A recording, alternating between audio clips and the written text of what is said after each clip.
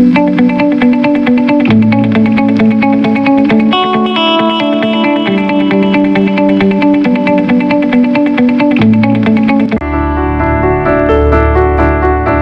कहता है कि मेरे पास पैसे आए तो मैं कुछ करूं, और पैसा है कि कहता है अरे इंसान तू कुछ कर तो सही, तभी तो मैं तेरे पास आऊं। नमस्कार, मैं हूं अवधेश श्रीवास्तव और आज की चर्चा पैसे पर। जी हाँ, ये भी उतना ही बड़ा सत्य है जैसे कि सूरज पूरब से निकलता है, बच्चा माँ की कोख से ही जन्म लेता है, वैसे ही पैसे को सही ढंग से अगर समझा ना जाए, संभाला ना जाए, तो वो बहुत सारे दुख देता है। तो बस इसी पैसे को समझने और इसे संभालने की कला के बारे में आज हम चर्चा करेंगे, यानी कि हम बात करेंगे रॉबर्ट टी कियोसाकी की लिखी book rich dad poor dad की। इस किताब के इंट्रोडक्शन में मैं कुछ और बात कहूं, उससे पहले मुझे डॉक्टर एड कोकेन की एक बात याद आती है। लिखते हैं कि रिच डैड पुअर डैड अमीरी का शॉर्टकट नहीं बताती, ये सिखाती है कि आप पैसे की समझ कैसे विकसित करें, किस तरह से अपने पैसे की जिम्मेदारी निभाएं और इसके बाद किस तरह से अमीर बने। तो चलिए शुरू करते हैं। दोस्तों, जब भी बात जिम्मेदारी की आती है तो नाम याद आता है उस शख्स का जिसने जिंदगी में कितनी भी ठोकरें खाई हो, कितना भी दुखी रहा हो, पर हमारे हिस्से के गम लिए और अपने हिस्से की खुशी हमें दे दी। पिता, जेब खाली हो फिर भी मैंने उन्हें मना करते नहीं देखा। जेब खाली हो फिर भी मैंने उन्हें मना करते नहीं देखा। अरे मैंने अपने पिता से ज्यादा अमीर इस दुनिया में कोई इंसान नहीं देखा। रॉबर्ट टी कियोसाकी ने उसी पिता को ध्यान में रखते हुए, उन्हें main character of the story बनाते हुए हमें लाइफ के, आज की जिंदगी के, आज की लाइफ के सबसे इंपॉर्टेंट लेसन को पढ़ाने की कोशिश की है, विच इज पैसा। जी हाँ, हम बचपन से लेकर जवानी तक सिर्फ मार्क्स के पीछे भागते रहते हैं।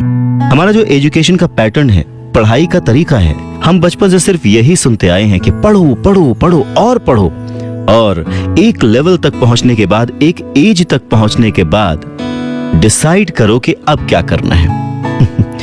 रॉबर्ट टी कियोसाकी इसी बात को बहुत ही खूबसूरती से एड्रेस करते हैं कि हमें पैसे को एक सब्जेक्ट की तरह बचपन से ही क्लासेस में पढ़ाना चाहिए। अगर आज पढ़ाई का मतलब, जिंदगी में सफल होने का मतलब ज्यादा पैसे कमाने से है, तो क्यों ना उस पैसे को सही ढंग से मैनेज करने का गुण हमें बचपन से मिले। स्कूल्स 6 घंटे के 8 घंटे के होते हैं, पर बाकी जो वक्त है वो घर पे बीतता है। तो कहीं ना कहीं स्कूल हो या घर हो, बच्चे को बचपन से ही पैसे की अहमियत, उसकी इंपॉर्टेंस, उसकी मैनेजमेंट के बारे में अगर पढ़ाया जाए तो इसमें कोई भी गलत बात नहीं है। मुझे लगता है कि ये बात कहीं ना कहीं मिसिंग थी। शायद कई सालों से ये जद्दोजहद है कि इसे शुरू किया जाए, इसे समझाया जाए। बहुत सारी फिल्में बनी हैं इस पर, लेकिन आज भी हम मार्क्स मार्क्स और मार्क्स के पीछे ही भागते हैं। अगर हमें पैसे को सही ढंग से मैनेज करने की कला आ जाए, अगर हमारी समझ डेवलप हो जाए, तो मुझे लगता है कि जो आजकल के बच्चे हैं वो बड़े जब होंगे तो वो खुश रहेंगे। इंसान को कंप्लीट करने के लिए उसका परिवार, उसके अपने, उसके दोस्त, उसका रहन सहन सब बहुत जरूरी होता है। ये तो नहीं कह सकते कि पैसा ही सब कुछ है, पर हाँ, सब कुछ पाने के लिए पैसा जरूरी है।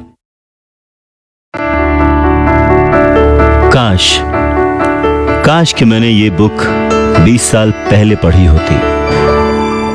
ये लाइन अमेरिका के एक बहुत ही बड़े बिल्डर लैरिसन क्लार्क ने कही थी जब उन्होंने रिच डैड पुअर डैड पढ़ी थी। वक्त ऐसे ही बीत जाता है और हम काश में फंसे रह जाते हैं।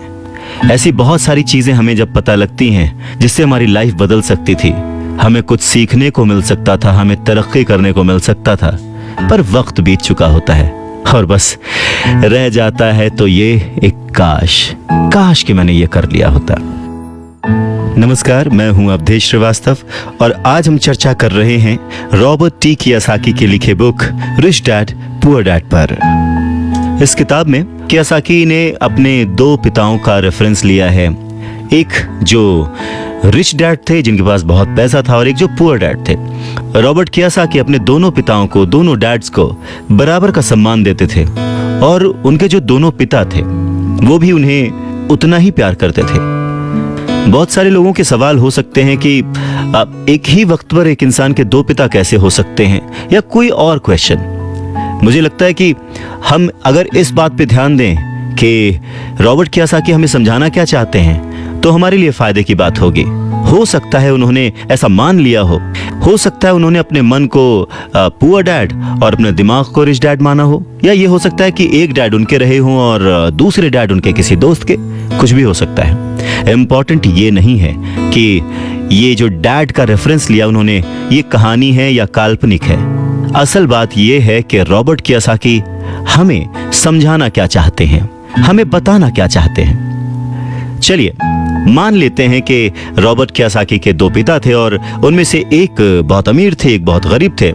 तो रॉबर्ट कियोसाकी कहते हैं कि सोच जो है वो बहुत बड़ा रोल प्ले करती है, और इसी माध्यम से रॉबर्ट कियोसाकी कहते हैं कि हालांकि वो दोनों पिता उनके अपने थे, हालांकि वो दोनों पिता उनका उतने ही शिद्दत से, उतने ही मन से ख्याल रखते थे, उतना ही प्यार करते थे, अपनी जान न्यौछावर करते थे और हमेशा उन्हें सिखाने की कोशिश करते थे, जिंदगी में आगे बढ़ाने की कोशिश करते थे। पर ऐसा क्यों था कि उनके एक पिता अमीर थे और एक पिता गरीब? सारा खेल सोच का है, सारा खेल नजरिए का है। नजरिया ही इंसान को तरक्की दिला सकता है और नजरिया ही इंसान के जीवन की नाव डुबा सकता है। तो ये हमारे ऊपर है कि हम किस रंग के चश्मे को पहनकर कैसा मौसम देखते हैं। किसी शायर ने क्या खूब कहा है कि जैसा दर्द हो वैसा मंजर होता है, अरे मौसम तो इंसान के अंदर होता है। और उसी अंदर के मौसम को हमेशा बनाए रखने, अपने आप को पॉजिटिव रखते हुए, अपना नजरिया सकारात्मक रखते हुए अगर हम आगे सोचें तो कुछ अच्छा तो जरूर होगा। बातें और भी हैं, सुनते रहिए।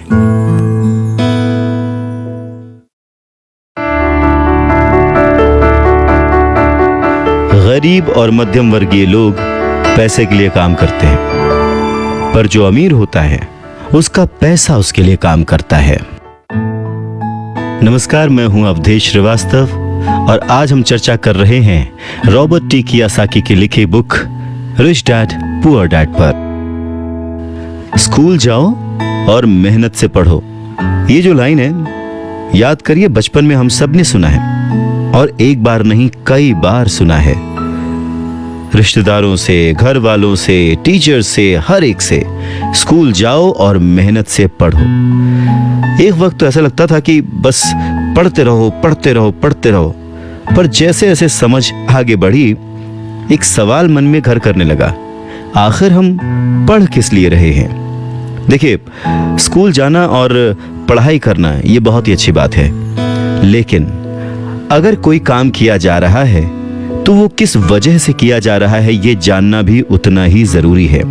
अपनी पढ़ाई पूरी करने के बाद हम सबसे पहले जॉब ही ढूंढते हैं ना, ये सोच करके जॉब मिलने पर हमारी सारी प्रॉब्लम्स दूर हो जाएंगी, पैसे मिल जाएंगे, हम घर बना लेंगे, गाड़ी खरीद लेंगे और जो भी जरूरतें हैं पैसे से जुड़ी हुई वो सब पूरी कर लेंगे। पर ऐसा होता नहीं है। बहुत सारे लोग अच्छी जॉब और बहुत ही अच्छी सैलरी होने के बावजूद खुश नहीं होते। वो अपनी जरूरतें पूरी नहीं कर पाते, बहुत ही मुश्किल से घर का खर्च चला पाते हैं, पर वो लगे रहते हैं इस उम्मीद में कि शायद अगले साल फिर से इंक्रीमेंट होगा, पैसे बढ़ेंगे और उन पैसों से हम अपनी जो जरूरतें हैं जो पूरी नहीं कर पाए हैं उन्हें पूरी कर लेंगे।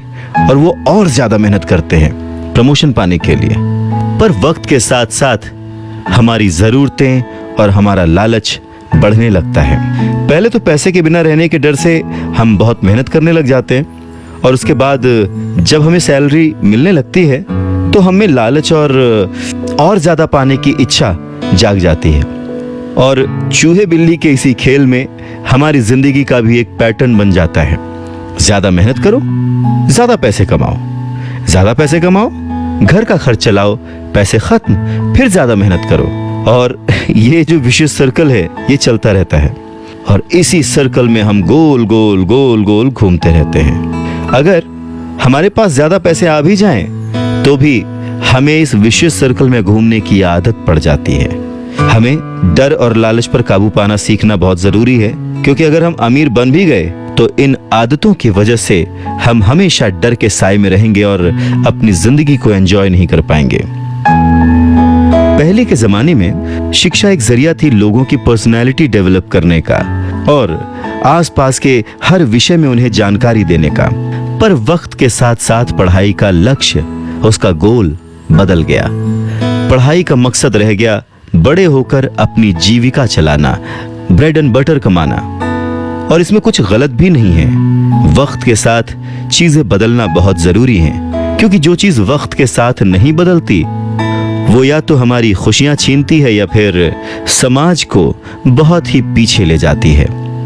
रॉबर्ट टी कियोसाकी ने इस बहुत ही अहम मुद्दे को यहाँ पर उठाया है अपने book rich dad poor dad में। क्या खूब कहा है कि बचपन से ही अगर हम बच्चे को मनी को एज अ सब्जेक्ट बच्चों को पढ़ाना शुरू करें, उन्हें ये समझाना शुरू करें कि उसे कैसे मैनेज किया जाए, तो बड़े होने पर बच्चों की बहुत सारी प्रॉब्लम्स अपने आप ही सॉल्व हो जाएंगी।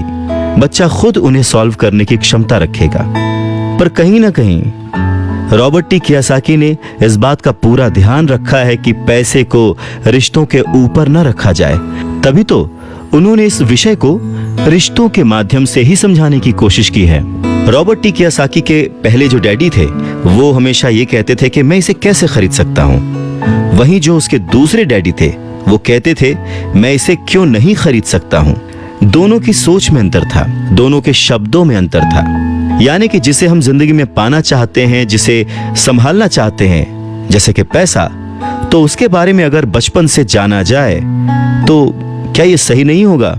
आज जिस तरह से पढ़ाई की जाती है, बच्चा ग्रेजुएट होकर सोचता है कि अब मैं कौन सी नौकरी करूंगा।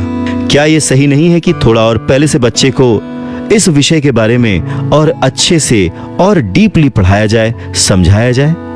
ये तो वही बात हो गई, जाना था जापान, पहुंच गए चीन। यानी कमाना था पैसे, पर जब तक इसकी समझ आई तब तक बहुत देर हो चुकी थी। यानी कि हमें सबसे पहले ये समझने की जरूरत है कि हम खुद एक्सेप्ट करें कि हम इसे कैसे पा सकते हैं, इसे कैसे संभाल सकते हैं, और वही सही शिक्षा हम अपने आने वाली पीढ़ी को भी दे सकते हैं।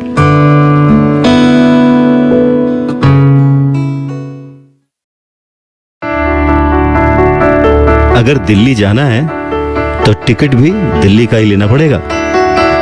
नमस्कार, मैं हूं अवधेश श्रीवास्तव और हम बात कर रहे हैं रिच डैड पुअर डैड की, जिसे लिखा है रॉबर्ट टी कियोसाकी ने।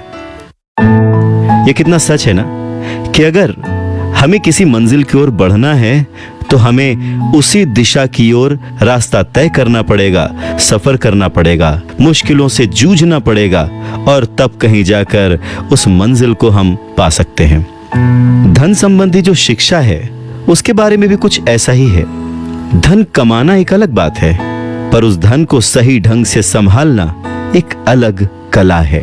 पैसा एक तरह की ताकत है, पर इससे भी बड़ी ताकत है उसे संभाल कर रखने की समझ। पैसा तो आता और जाता रहता है, पर अगर आप ये जानते हैं कि पैसा किस तरह से काम करता है तो आप ज्यादा ताकतवर हो जाते हैं और आप दौलत कमाना शुरू भी कर देते हैं। देखिए, केवल सकारात्मक सोच से ही समस्या हल नहीं होती है। हाँ, ये जरूर है कि सकारात्मक सोच आपको उस दिशा की ओर बढ़ने की हिम्मत देती है। देखिए ना, ज्यादातर लोग स्कूल में पढ़ते हैं और वहां पर वो कभी ये नहीं सीख पाते कि पैसा काम किस तरह से करता है। इसीलिए वो पैसे के लिए काम करने में अपनी पूरी जिंदगी बर्बाद कर देते हैं। रॉबर्ट टी कियोसाकी कहते हैं कि उनकी ये पैसे से जुड़ी हुई शिक्षा, वित्तीय शिक्षा, जब वो केवल 9 साल के थे तभी शुरू हो गई थी। पर सबसे जरूरी बात ये थी कि उन्होंने जो पहला कदम उठाया था, ये निर्णय लिया था कि उन्हें किसकी बात सुननी है, अपने पुअर डैड की, जो कि बहुत ही पढ़े लिखे हैं पर पैसे को अहमियत नहीं देते, या फिर रिच डैड की बात, जो कि उन्हें उतना ही प्यार करते थे जितना कि उनके पुअर डैड। पर उन्होंने पैसे को कभी छोटा नहीं समझा, और क्योंकि रॉबर्ट टी कियोसाकी सिर्फ 9 साल के थे तो उनके रिच डैड ने बहुत ही आसान शब्दों में उन्हें वो लेसन्स पढ़ाए, पैसों के बारे में वो लेसन्स सिखाए। जी हाँ, हम किससे सीख रहे हैं, किसकी बात मान रहे हैं और किसे अपना मार्गदर्शक चुन रहे हैं, ये बहुत जरूरी है। क्योंकि जो हमें गाइड कर रहा है, अगर उसका नजरिया ही अलग है तो वो आपको सही मंजिल की ओर नहीं पहुंचा पाएगा। रॉबर्ट टी कियोसाकी के दोनों ही डैड्स, रिच डैड और पुअर डैड, उन्हें उतना ही प्यार करते थे, पर सिर्फ नजरिए की वजह से रॉबर्ट टी कियोसाकी ने अपने रिच डैड की बात सुनना प्रेफर किया।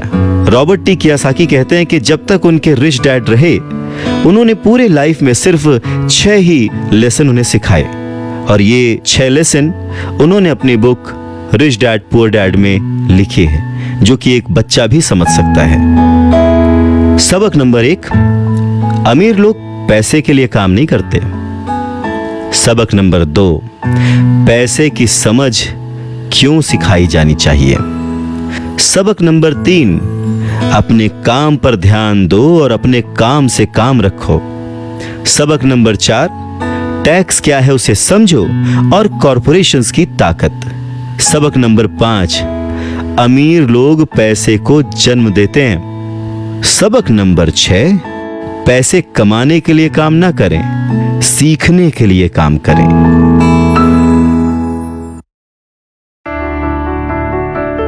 अमीर लोग पैसे के लिए काम नहीं करते। नमस्कार, मैं हूं अवधेश श्रीवास्तव और हम चर्चा कर रहे हैं रिच डैड पुअर डैड की। ये समझने की कोशिश कर रहे हैं कि आखिर अमीर और अमीर कैसे होता जाता है। रॉबर्ट टी कियोसाकी एक कहानी का जिक्र करते हैं। कहते हैं कि जब वो छोटे थे तो उन्होंने अपने डैडी से पूछा कि डैडी, क्या आप बता सकते हैं कि अमीर कैसे बना जाए। ये सुनकर उनके पुअर डैडी, जो कि एक स्कूल में पढ़ाते थे, उन्होंने कहा कि बेटे, तुम अमीर क्यों बनना चाहते हो। इस पर कियोसाकी कहते हैं कि कुछ बच्चों ने और उनके पेरेंट्स ने उन्हें गरीब कहा। ये सुनकर उनके पुअर डैड सोच में पड़ जाते हैं और फिर उसके बाद उनसे कहते हैं, देखो, अगर तुम अमीर बनना चाहते हो तो तुम्हें पैसे बनाना सीखना चाहिए। इस पर कियोसाकी ने अपने डैड से पूछा, मैं पैसे बनाना किस तरह से सीख सकता हूँ। तो डैड ने जवाब दिया, अपने दिमाग से। और उसके बाद वो अपना चश्मा पहनकर अपना अखबार पढ़ने लग गए, जिसका मतलब ये था कि अब इससे ज्यादा मुझसे और कोई सवाल मत पूछना, क्योंकि मुझे इसके बारे में कुछ नहीं पता। इस बात को कियोसाकी पूरी रात सोचते रहे और अगली सुबह अपने सबसे अच्छे और करीबी दोस्त माइक को अपनी ये बात बताई। उन्होंने माइक से पूछा कि क्या वो ये पैसे बनाने वाले काम में उनके बिजनेस पार्टनर बनेंगे। माइक ने उनसे पूछा, ठीक है, मैं तुम्हारे साथ हूं, पर तुम पैसा कैसे कमाओगे और हमें क्या करना चाहिए। इस पर कियोसाकी ने ठीक वही जवाब जो उनके पिता ने उन्हें दिया था, उनके डैड ने उन्हें दिया था, बता दिया कि भाई मुझे नहीं पता, लेकिन फिर भी क्या तुम इस काम में मेरे पार्टनर बनना चाहते हो। और फिर दोनों दोस्तों ने एक दूसरे का साथ दिया, बिजनेस पार्टनरशिप पक्की हो गई। कुछ दिन बीते, दिमाग दौड़ाया गया और आखिरकार उनका स्कूल जाना सफल रहा। स्कूल की क्लास में उन्होंने कुछ ऐसा पढ़ा था जिसे सोचकर कियोसाकी को लगा कि बस पैसा बनाने का फॉर्मूला तो मिल गया। और बस उसी आइडिया को फॉलो करते करते कियोसाकी और माइक ने ढेर सारा कच्चा माल इकट्ठा कर लिया, बहुत मेहनत की और अपने डैड की गैराज में उन्होंने कुछ सिक्के बनाए। और जब उनके डैड ने उन्हें देखा तो उन्होंने पूछा कि तुम क्या कर रहे हो। तब कियोसाकी का जवाब था, जैसा आपने कहा था, पैसे बना रहा हूं। तब उनके जो पुअर डैड थे उन्होंने कियोसाकी को कहा कि आओ, मुझे तुमसे बात करनी है। कियोसाकी और माइक वहां सीढ़ियों पर बैठ गए, साथ में कियोसाकी के डैड और माइक के डैड जो कि रिच थे वो भी बैठ गए। यहाँ पे मैं आपको बताना चाहता हूँ कि इस पूरी कहानी में जो कियोसाकी ने अपने रिच डैड को रेफर किया है वो दरअसल माइक के पिता थे। और फिर बच्चों की इस हरकत को देखकर कियोसाकी के पुअर डैड ने अपनी बात को और डिटेल में समझाया और अपनी बात को करेक्ट किया। पहली बार उन्होंने बच्चों को बताया कि गैर कानूनी क्या होता है। बच्चों को लगा कि जो उन्होंने किया वो सही था, पर जब उन्होंने जाना कि ये अलाउड नहीं है, सिक्के छापना अलाउड नहीं है, उसके पीछे कई तरीके होते हैं, कानूनी, गैर कानूनी, ये सब बातें जब बच्चों ने समझी तो उनका मुंह उतर गया। फिर उन्होंने पूछा, तो फिर हम अमीर कैसे बन सकते हैं। तब कियोसाकी के डैड ने उनसे कहा कि अगर तुम्हें सच में अमीर बनना है, रिच बनना है, तो तुम मुझसे नहीं, माइक के डैड से पूछो। कियोसाकी ने अपने डैड से कहा, पर आप क्यों नहीं बता सकते, हम गरीब क्यों हैं, कियासाकी के पुअर डैड ने कहा, क्योंकि मैं एक टीचर हूं और मैंने पैसे कमाने की राह नहीं चुनी है। पैसे कमाने के लिए तुम्हें माइक के डैड से ही पूछना पड़ेगा। क्या खूबसूरत बात समझाई है कियासाकी ने कि अगर हमें कोई पर्टिकुलर गोल अचीव करना है, कोई लक्ष्य प्राप्त करना है, तो हमें रास्ता भी सही चुनना होगा, मार्गदर्शक भी सही चुनना होगा। कहते हैं कि सफल होने के लिए मेहनत करना बहुत जरूरी है। मेहनत तो एक मजदूर भी करता है, पर सफलता पाने के लिए, सक्सेस पाने के लिए सही दिशा में सही स्ट्रैटेजी के साथ मेहनत करने से ही सक्सेस हासिल होती है।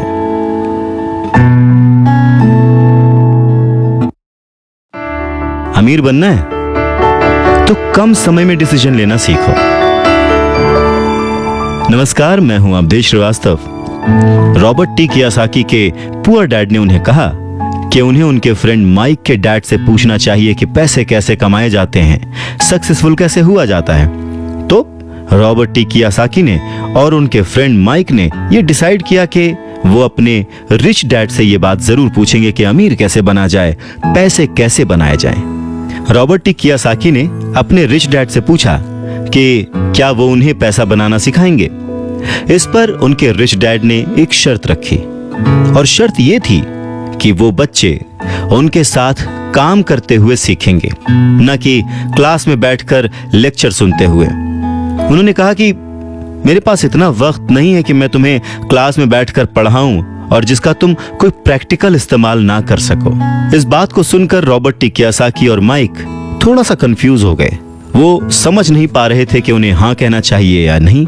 उन बच्चों की कंफ्यूजन देखकर उनके डैड ने उनसे कहा, अगर जिंदगी में सक्सेस पाना चाहते हो, सफल होना चाहते हो, तो कम समय लेकर डिसाइड करना सीखो, जल्द से जल्द डिसीजन लेना सीखो। उन्होंने जल्दबाजी करने को नहीं कहा, पर हाँ, जितना कम समय हो सके उतने कम समय में सही निर्णय लेने की कला जिसको आती है, वो जिंदगी में हमेशा आगे जाता है। यही उनकी सीख थी। और फिर बच्चों ने डिसाइड किया कि वो खेल छोड़कर सीखने का विकल्प चुनेंगे, काम करने का विकल्प चुनेंगे, ताकि उन्हें ये समझ में आ सके कि पैसे कैसे कमाए जा सकते हैं। बस फिर क्या था, बच्चे अगले ही दिन अपने रिच डैड के पास पहुंच गए। उनके रिच डैड ने उन बच्चों को एक शॉप पर सफाई का काम दिया। अब क्योंकि उस वक्त एसी और इस तरह की चीजें ज्यादा चलन में नहीं थी, तो दरवाजे मोस्टली खुले ही रहते थे, जिसकी वजह से सामान पर धूल जमी रहती थी और इस काम के उन्हें 30 सेंट मिलते थे। इस तरह से उन्हें एकदम भी पैसे नहीं बचते थे। वो परेशान रहते थे और एक दिन उन्होंने माइक से कहा कि मैं अब काम नहीं करूंगा, या तो वो मेरी तनख्वाह बढ़ाएं या फिर मैं काम छोड़ रहा हूं। उसके बाद 9 साल के रॉबर्ट टी कियासाकी और उनका दोस्त माइक उनके रिच डैड से मिलने पहुंचे।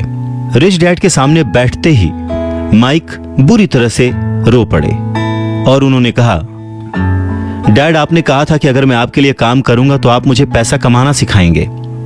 अपनी तरफ से मैंने पूरी तरह से, पूरी ईमानदारी से काम किया है, कड़ी मेहनत की है। इस काम के लिए मैंने अपनी खेल तक की कुर्बानी दे दी और अब आप अपने वादे से मुकर रहे हैं। आपने मुझे कुछ भी नहीं सिखाया। लोग आपको लालची कहते हैं, जो सिर्फ पैसे कमाना चाहता है पर अपने साथ काम करने वालों का बिल्कुल भी ध्यान नहीं रखता। मैं एक छोटा सा बच्चा हूं और आपको मेरे साथ ऐसा बर्ताव नहीं करना चाहिए था। रॉबर्ट टी कियासाकी के डैड ने कहा, पर मैं तो तुम्हें काम सिखा रहा हूं। रॉबर्ट टी कियासाकी कहते हैं कि उस वक्त वो गुस्से में थे, तो उन्होंने पूछा, नहीं, आप मुझे कुछ नहीं सिखा रहे। बताइए आपने मुझे क्या सिखाया? कुछ भी नहीं। आपसे सीखने के लिए मैं बस चंद सिक्कों में काम करने के लिए तैयार हो गया और उसके बाद तो आपने मुझसे बात तक नहीं की। मैं आपकी शिकायत सरकार से करूंगा।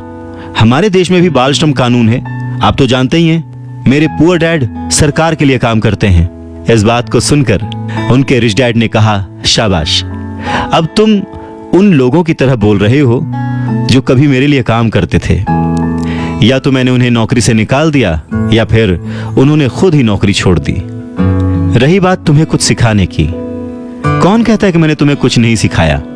पिछले दिनों जितना तुमने काम किया, जरा सोच कर देखो, क्या सिखाने का मतलब केवल भाषण देना या बातचीत करना ही होता है? इस तरह से तो तुम्हें स्कूल्स में सिखाया जाता है, पर जिंदगी में कोई तुम्हें भाषण देकर या बातचीत करके नहीं सिखाएगा। तुम्हें उस दौर से गुजरना पड़ेगा, कठिनाइयों से जूझना पड़ेगा, अपना रास्ता खुद ढूंढना पड़ेगा और फिर जिंदगी तुम्हें सबक सिखाएगी, तुम्हें और बेहतर इंसान बनाएगी। सच ही तो है, जिंदगी के तमाम मोड़ आते हैं, ऐसे मकाम आते हैं जिन पर हमें धक्का लगता है, ठोकरें लगती हैं।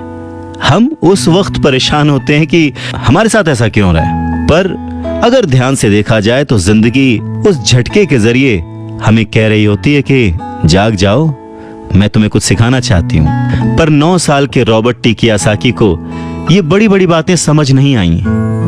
तब उनके रिच डैड ने एक बार फिर से कहना शुरू किया, अगर जिंदगी तुम्हें कोई सबक सिखाए तो तुम्हें उससे सीखना चाहिए, क्योंकि अगर तुम उससे वो सबक नहीं सीखते तो पूरी जिंदगी, तुम्हारी ये जिंदगी लगातार तुम्हें धक्के देती रहेगी।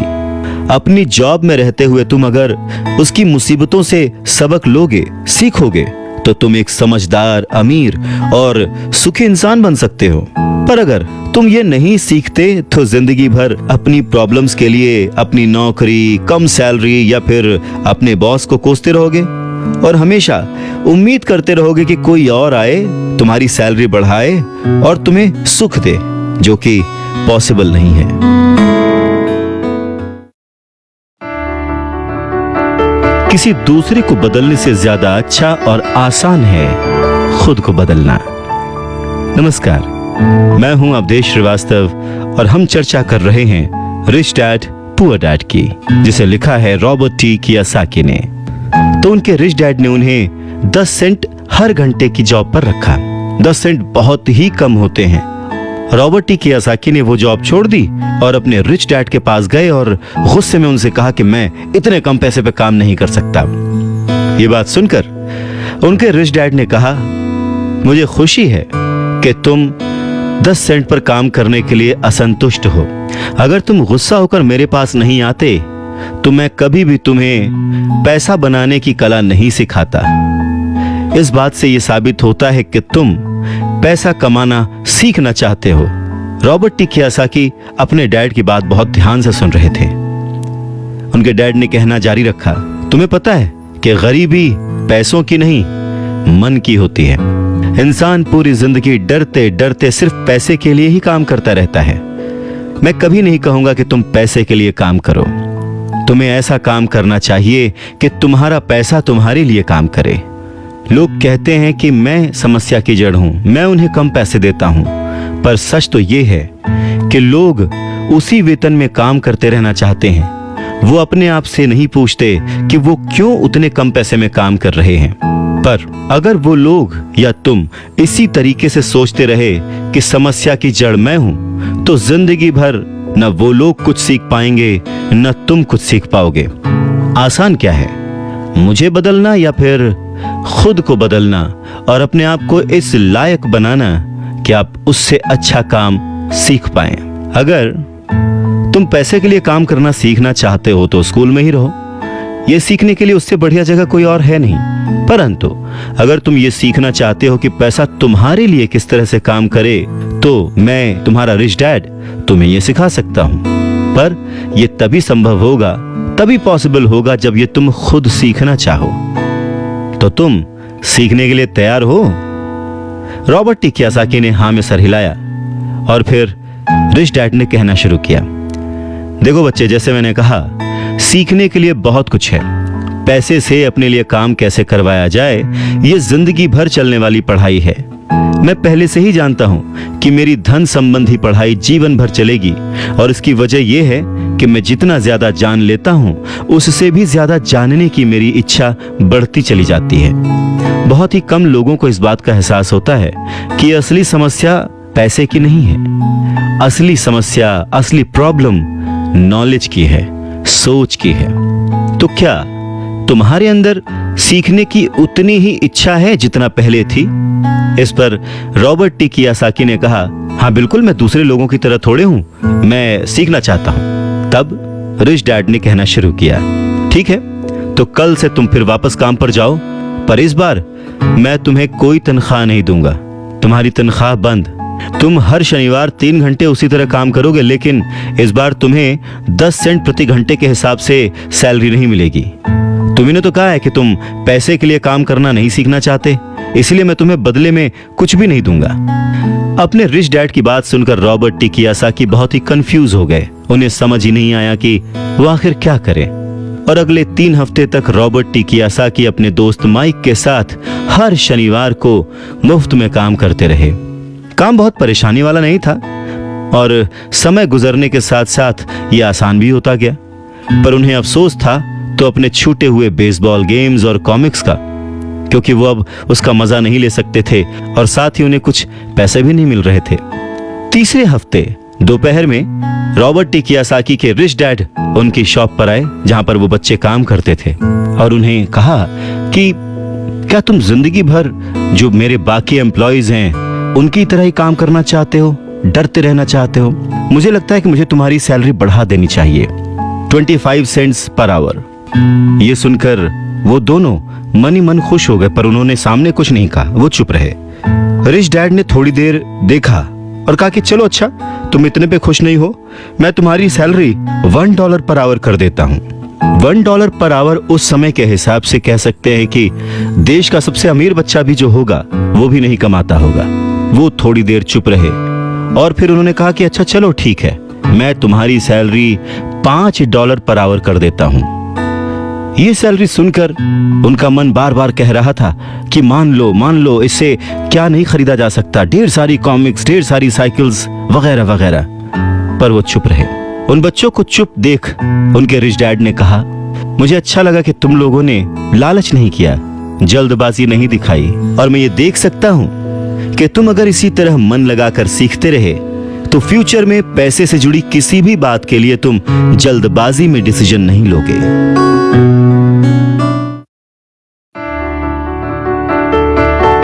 जब किसी के पास पैसा आता है तो अपने साथ डर और लालच भी लेकर आता है। नमस्कार, मैं हूं Awadhesh Srivastava. Robert T Kiyosaki के रिच डैड उन्हें पैसे के बारे में, उसकी अहमियत के बारे में और साथ में आने वाले डर और लालच के बारे में समझाते हुए कहते हैं कि कुछ और पाने की इच्छा को, बेहतर पाने की इच्छा को लोग लालच कहते हैं, पर मेरे लिए ये इच्छा ही है और इसमें कोई बुराई भी नहीं है। पर यकीन मानो, अगर मैं तुम्हें $5 भी दूं तो भी तुम्हारी समस्या नहीं सुलझेगी, तुम अमीर नहीं बन पाओगे। अपने रिच डैड की बात सुनकर रॉबर्ट टी कियोसाकी ने पूछा, ऐसा क्यों? अगर मैं इतनी सैलरी उठाऊंगा उसके बाद भी मैं अमीर क्यों नहीं बन पाऊंगा? तब रिच डैड ने कहा, क्योंकि अमीरी मन से होती है, सोच से होती है, पैसे से नहीं। पैसा आज है, कल जा भी सकता है, पर जो इंसान सोच से अमीर है, जो ये जानता है कि पैसे को कैसे संभाला जाए, पैसे को कैसे कमाया जाए, पैसे को कैसे बनाया जाए, वो कभी भी गरीब नहीं हो सकता। इस पर रॉबर्ट टी कियोसाकी ने पूछा, तो क्या हमें पैसे से दूर रहना चाहिए, उसके पीछे भागना नहीं चाहिए? इस पर रिच डैड ने जवाब दिया, देखो, पैसे से दूर रहना भी उतना ही बड़ा पागलपन है जितना कि उसके पीछे भागना। मुसीबत की घड़ी में या पैसे न होने की घड़ी में, गरीबी की हालत में ज्यादातर लोग ये नहीं जानते कि वो अपने दिमाग से सोचते हैं या अपने दिल से। आपकी भावनाएं तो आपकी ही रहेंगी, पर मुसीबत के वक्त दिल से नहीं, दिमाग से सोचना भी आना चाहिए। अक्सर लोग जब नौकरियां छोड़ते हैं, अक्सर लोग जब अपने बॉस की बुराई करते हैं, अक्सर लोग जब अपनी मुसीबतों के पहाड़ की बात करते हैं, तो वो अपने दिल से सोच रहे होते हैं, क्योंकि जो दिमाग से सोचता है वो हमेशा अपनी तरक्की के बारे में सोचता है। वो इस डर से नहीं सोचता कि उसकी नौकरी चली जाएगी। तुम्हें दिल के हाथों मजबूर होकर, डर के हाथों मजबूर होकर पैसे का गुलाम नहीं बनना है। मैं चाहता हूं कि तुम दिमाग से सोचो और पैसे को अपना गुलाम बनाओ, ताकि वो पैसा तुम्हारे लिए काम करे। क्योंकि इस दुनिया में सच्चा अमीर वही है जो पैसे के पीछे ना भागे, जो खुद पैसे के लिए काम ना करे, बल्कि उसका पैसा उसके लिए 24 घंटे काम करता रहे।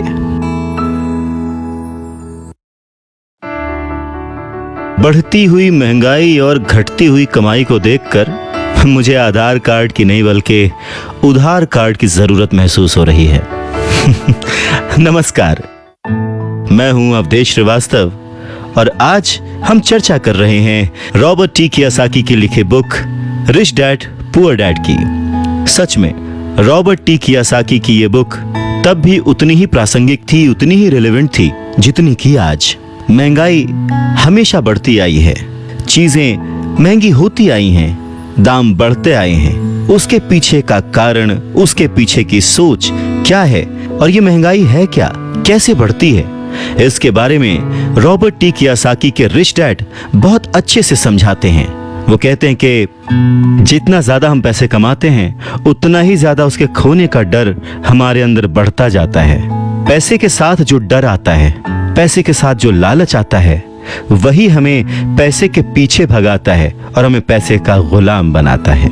हम ये समझने की जरूरत है कि इस लाइफ की जरूरतों में हम सब बंधे हुए हैं। हम सब अपने परिवार को चलाने के लिए, अपनी डेली नीड पूरी करने के लिए, अपने शौक पूरे करने के लिए दिन ब दिन पैसे के पीछे भागते रहते हैं। धीरे धीरे ज्यादा पैसा कमाने की इच्छा करते रहते हैं। पैसा कमाना गलत नहीं है, पर पैसे कमाने के पीछे की नीयत, उसका सही होना जरूरी है। और वो नीयत ही है जो इस समाज में महंगाई बढ़ाती है, और वो नीयत ही है जो इस समाज में डिसबैलेंस पैदा करती है।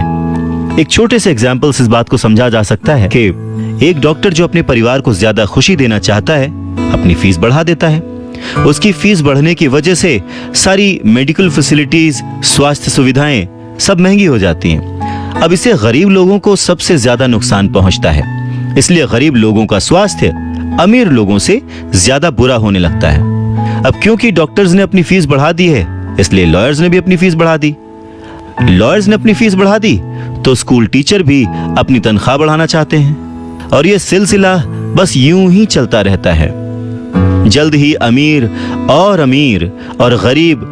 गरीब होता जाता है, और इतना बड़ा अंतर दोनों के बीच आ जाता है कि सोशल डिसबैलेंस पैदा हो जाता है।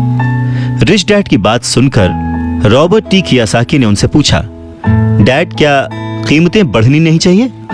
इस पर रिच डैड ने जवाब दिया, अच्छी तरह से चल रही सरकार और एक शिक्षित समाज में तो नहीं बढ़नी चाहिए, कीमतें दरअसल कम होनी चाहिए।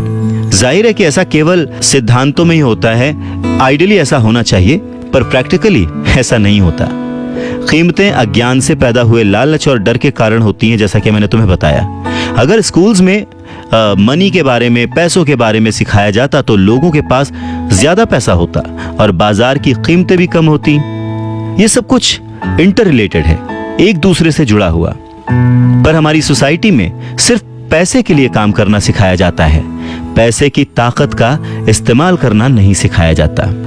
और इसीलिए मैं हमेशा कहता हूं कि पैसे से जुड़े ऐसे किसी भी मुद्दे पर दिमाग से सोचने की जरूरत है।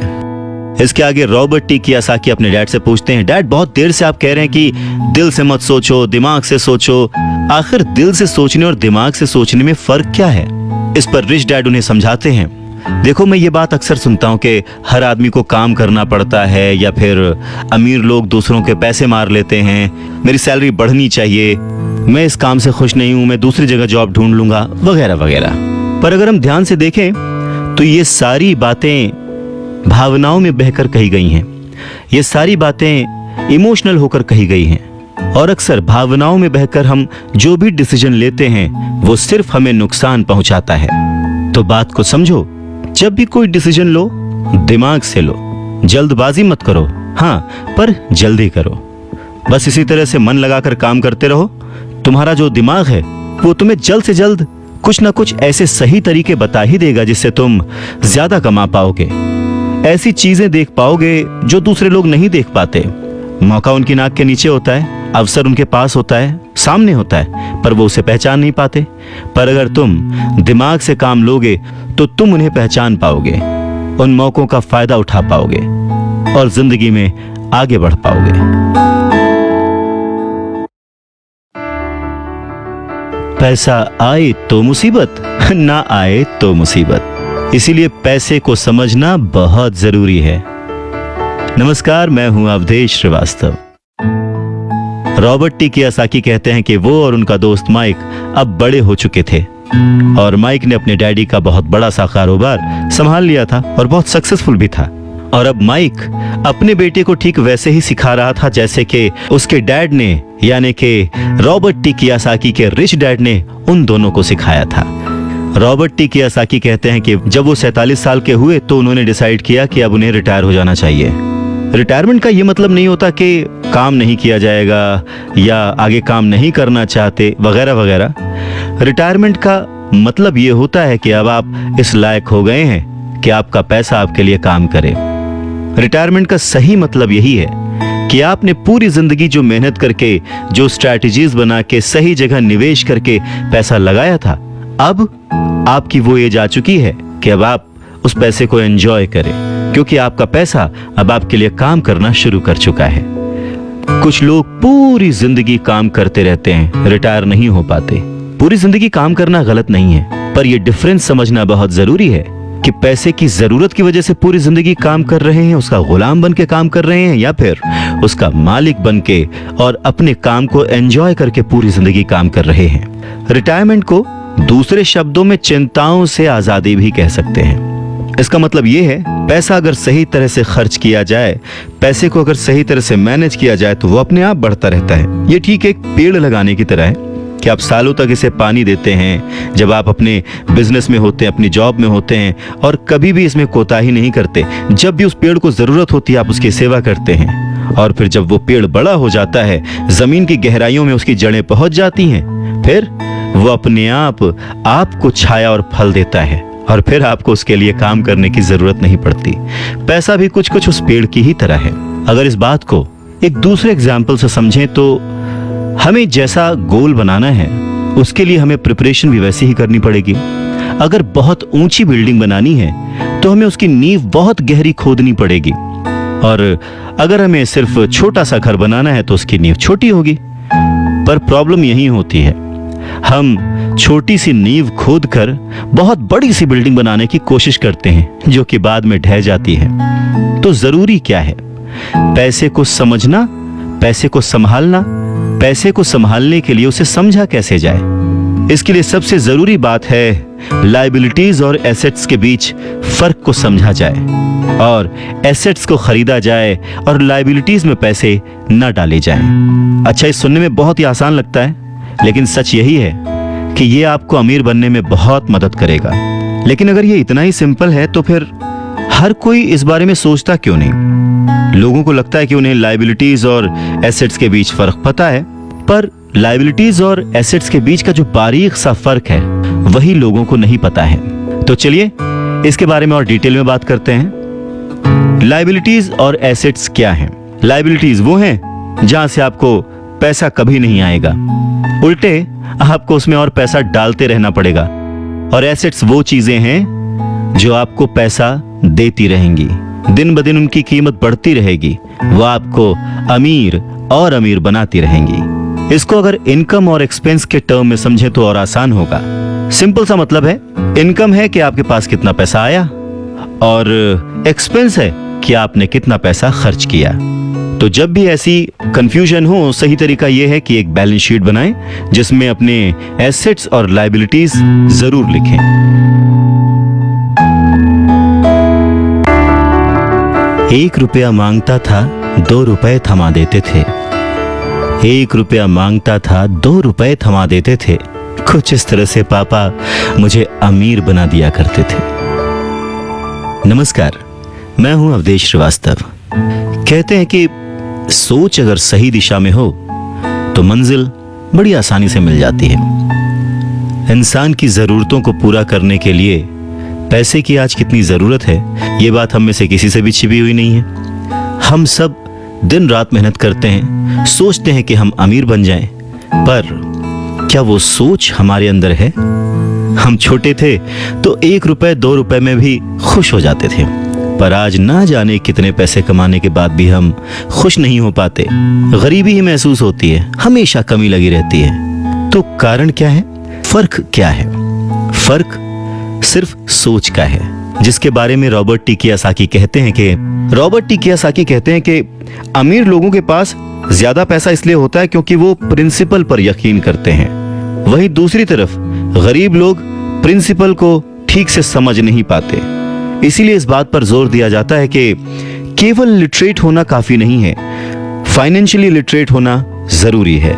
सिर्फ नंबर से कुछ नहीं होता, मार्क्स से कुछ नहीं होता, फर्क तो तब पड़ता है जब आप अपनी सक्सेस स्टोरी खुद लिखें। अधिकतर फैमिलीज में देखा गया है कि जो मेहनती होता है उसके पास पैसा भी ज्यादा होता है, मगर उसका फायदा क्या जब सारा पैसा लायबिलिटीज में खर्च हो जाए।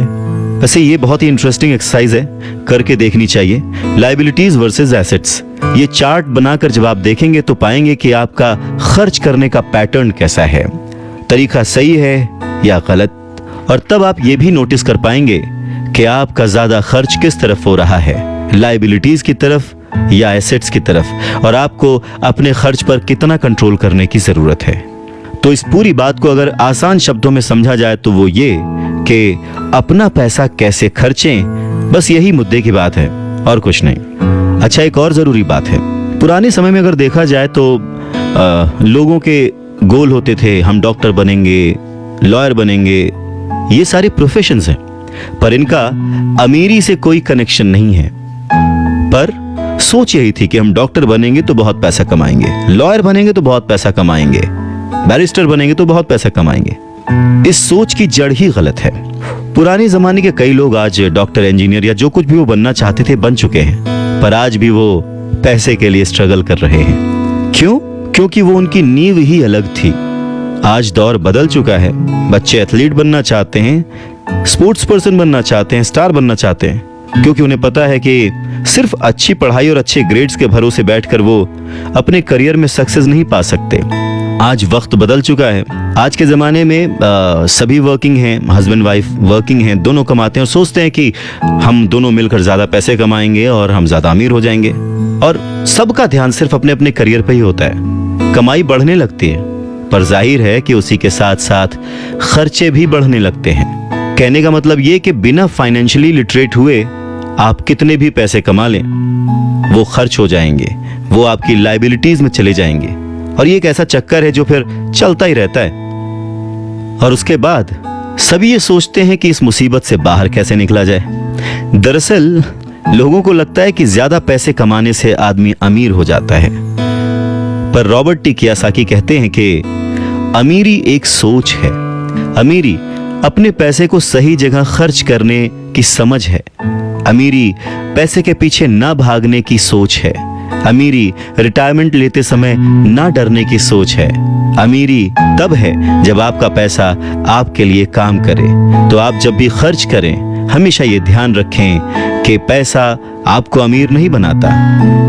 उसे सही जगह पे इन्वेस्ट करना, उसे सही से संभाल कर रखना या कई बार उसे गलत जगह पर खर्च ना करना भी आपको अमीर ही बनाता है। कहने का मतलब ये कि अमीरी क्या है? अमीरी वो नहीं कि आप कितना पैसा कमा पाते हैं, अमीरी तो वो है कि आप कितना पैसा बचा पाते हैं। आप ठहर जाएंगे तो चलेगा, आपकी सोच नहीं ठहरनी चाहिए, क्योंकि अगर सोच ठहर गई तो जिंदगी बिना किसी सोच के गुजर जाएगी। नमस्कार, मैं हूं अवधेश श्रीवास्तव और आपसे बातें कर रहा हूं रिच डैड पुअर डैड की, जिसे लिखा है रॉबर्ट टी कियोसाकी ने। बात सन 1947 की है।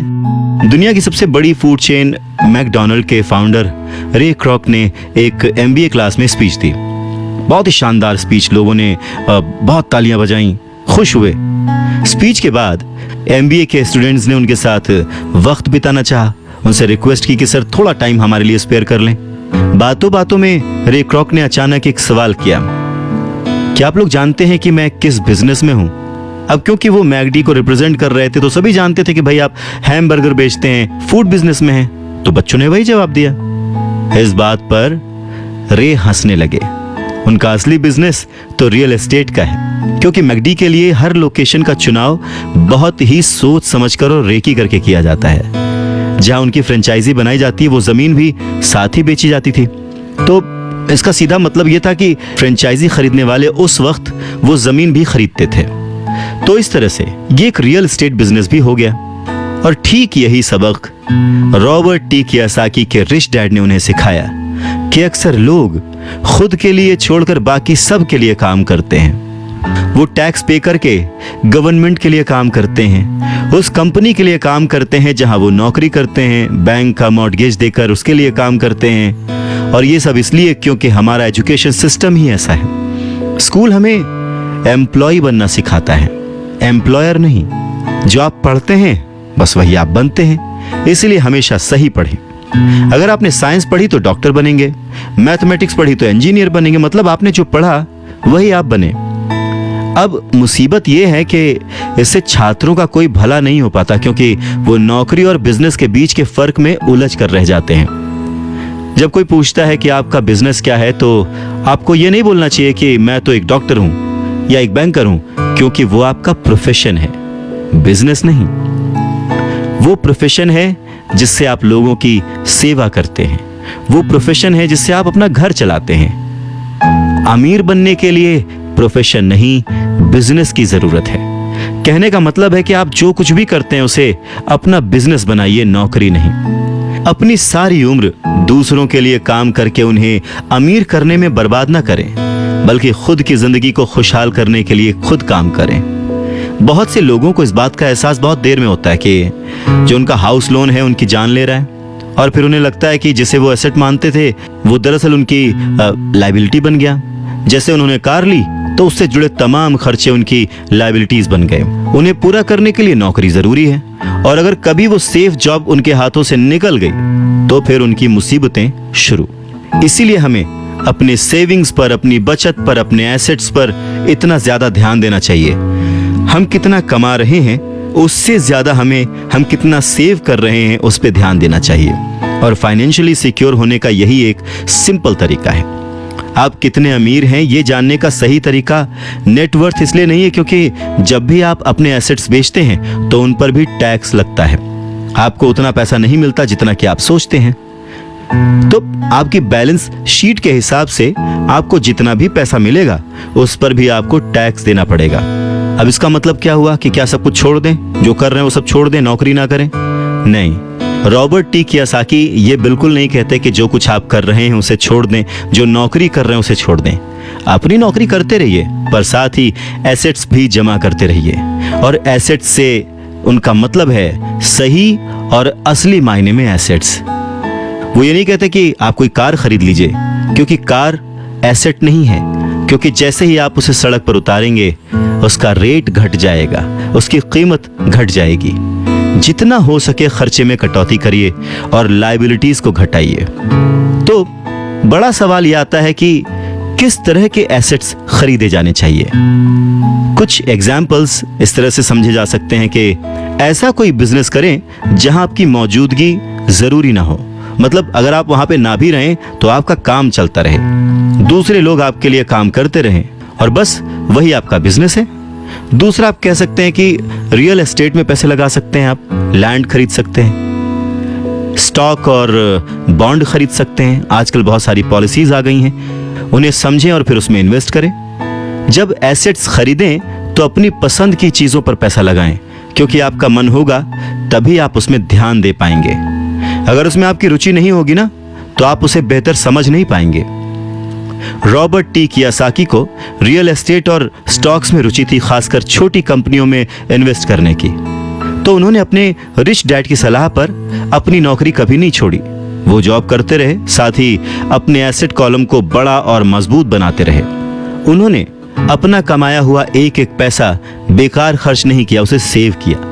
वो हमेशा ये मानकर चलते रहे कि इस पैसे की उन्हें जरूरत नहीं है, वो उसके मालिक हैं, गुलाम नहीं हैं। अगर आपको लगता है कि आप लग्जूरियस लाइफ जीना चाहते हैं, लग्जरी खरीदना चाहते हैं, शौक से खरीदिए, कोई बड़ी बात नहीं है। पर जैसे ही आपको ये विचार आए, ये भी जरूर सोचिए कि अमीर और गरीब में बस यही फर्क है। जहां पर मिडिल क्लास आदमी या गरीब आदमी पैसा आते ही पहले लग्जरी में खर्च करता है, वहीं अमीर आदमी उसे सबसे बाद में खरीदता है। तो यही सीक्रेट है अमीरों के और अमीर होने का और गरीबों की बढ़ती गरीबी का।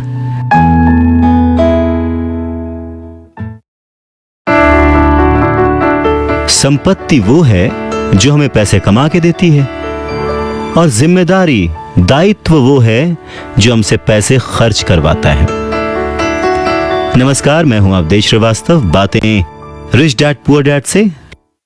रॉबर्ट टी कियोसाकी कहते हैं कि उनके रिच डैड हमेशा चीजों को सिंपल तरीके से समझने और समझाने में विश्वास रखते थे। उन्होंने बच्चों से कहा कि अकाउंटिंग में अंक यानी नंबर इंपॉर्टेंट नहीं है, इंपॉर्टेंट तो वो बात है जो वो नंबर्स, वो अंक बता रहे हैं। ये ठीक लेटर्स की तरह है या शब्दों की तरह है। जैसे शब्द या वर्ड्स इंपॉर्टेंट नहीं होते, इंपॉर्टेंट वो बात होती है जो वो शब्द कह रहे हैं, जो वो शब्द बताना चाहते हैं। कई लोग पढ़ते हैं परंतु बहुत ज्यादा समझ नहीं पाते। अब ये रीडिंग की एक प्रॉब्लम हो सकती है। जैसे एक छोटा सा एग्जांपल लें कि अगर आपके घर में कभी मोबाइल आया हो या वीसीआर आया हो और उसके साथ एक इंस्ट्रक्शन बुक भी आती है, कभी आपने उस इंस्ट्रक्शन बुक को पढ़ा है? मैं ये गारंटी दे सकता हूं कि बहुत सारे लोगों को उसे पढ़ने के बाद भी कुछ समझ नहीं आएगा और ऐसा लगेगा कि वो दुनिया का सबसे मुश्किल काम है। ठीक वैसे ही अंकों के साथ है। अगर आप अमीर बनना चाहते हैं तो आपको अंकों को पढ़ना और उन्हें समझना आना चाहिए। रॉबर्ट टी कियोसाकी कहते हैं कि अपने रिच डैड से ये बात उन्होंने हजारों बार सुनी थी और ये भी सुना कि अमीर लोग संपत्ति इकट्ठा करते हैं जबकि गरीब और मध्य वर्गीय यानी मिडिल क्लास लोग दायित्व इकट्ठा करते हैं। तो सवाल ये आता है कि जब कोई नौकरी कर रहा है, अच्छी सैलरी उठा रहा है, फिर भी उसके पास पैसे की तंगी क्यों होती है? रॉबर्ट टी कियोसाकी के रिच डैड कहते हैं कि पैसे की तंगी की असली वजह होती है कि लोग संपत्ति और दायित्व के बीच अंतर नहीं कर पाते। तो वास्तव में अगर आपको अमीर बनना है तो आपको सिर्फ इतना ही जानने की जरूरत है और आप जिंदगी भर संपत्ति खरीदते रहिए। बस इनके बीच के फर्क को न जानने के कारण बहुत सारे लोग जिंदगी भर पैसे की कमी से परेशान रहते हैं। पैसों के लिए आदमी इसलिए परेशान होता रहता है क्योंकि वो ना तो शब्दों को समझ पाता है ना ही अंकों को। जिन लोगों के सामने पैसे की मुश्किलें आ रही हैं, उन्हें ये समझ लेना चाहिए कि शब्दों या अंकों में ऐसा कुछ है जिसे वो पढ़ नहीं पा रहे हैं। कोई चीज ठीक से उनकी समझ में नहीं आ रही है। अमीर लोग इसीलिए अमीर होते जाते हैं क्योंकि इस मामले में वो पैसे की तंगी से परेशान लोगों से ज्यादा समझदार होते हैं। तो अगर आप भी अमीर बनना चाहते हैं और अपनी दौलत को बनाए रखना चाहते हैं तो पैसे की साक्षरता और समझदारी बहुत जरूरी है, शब्दों में भी और अंकों में भी।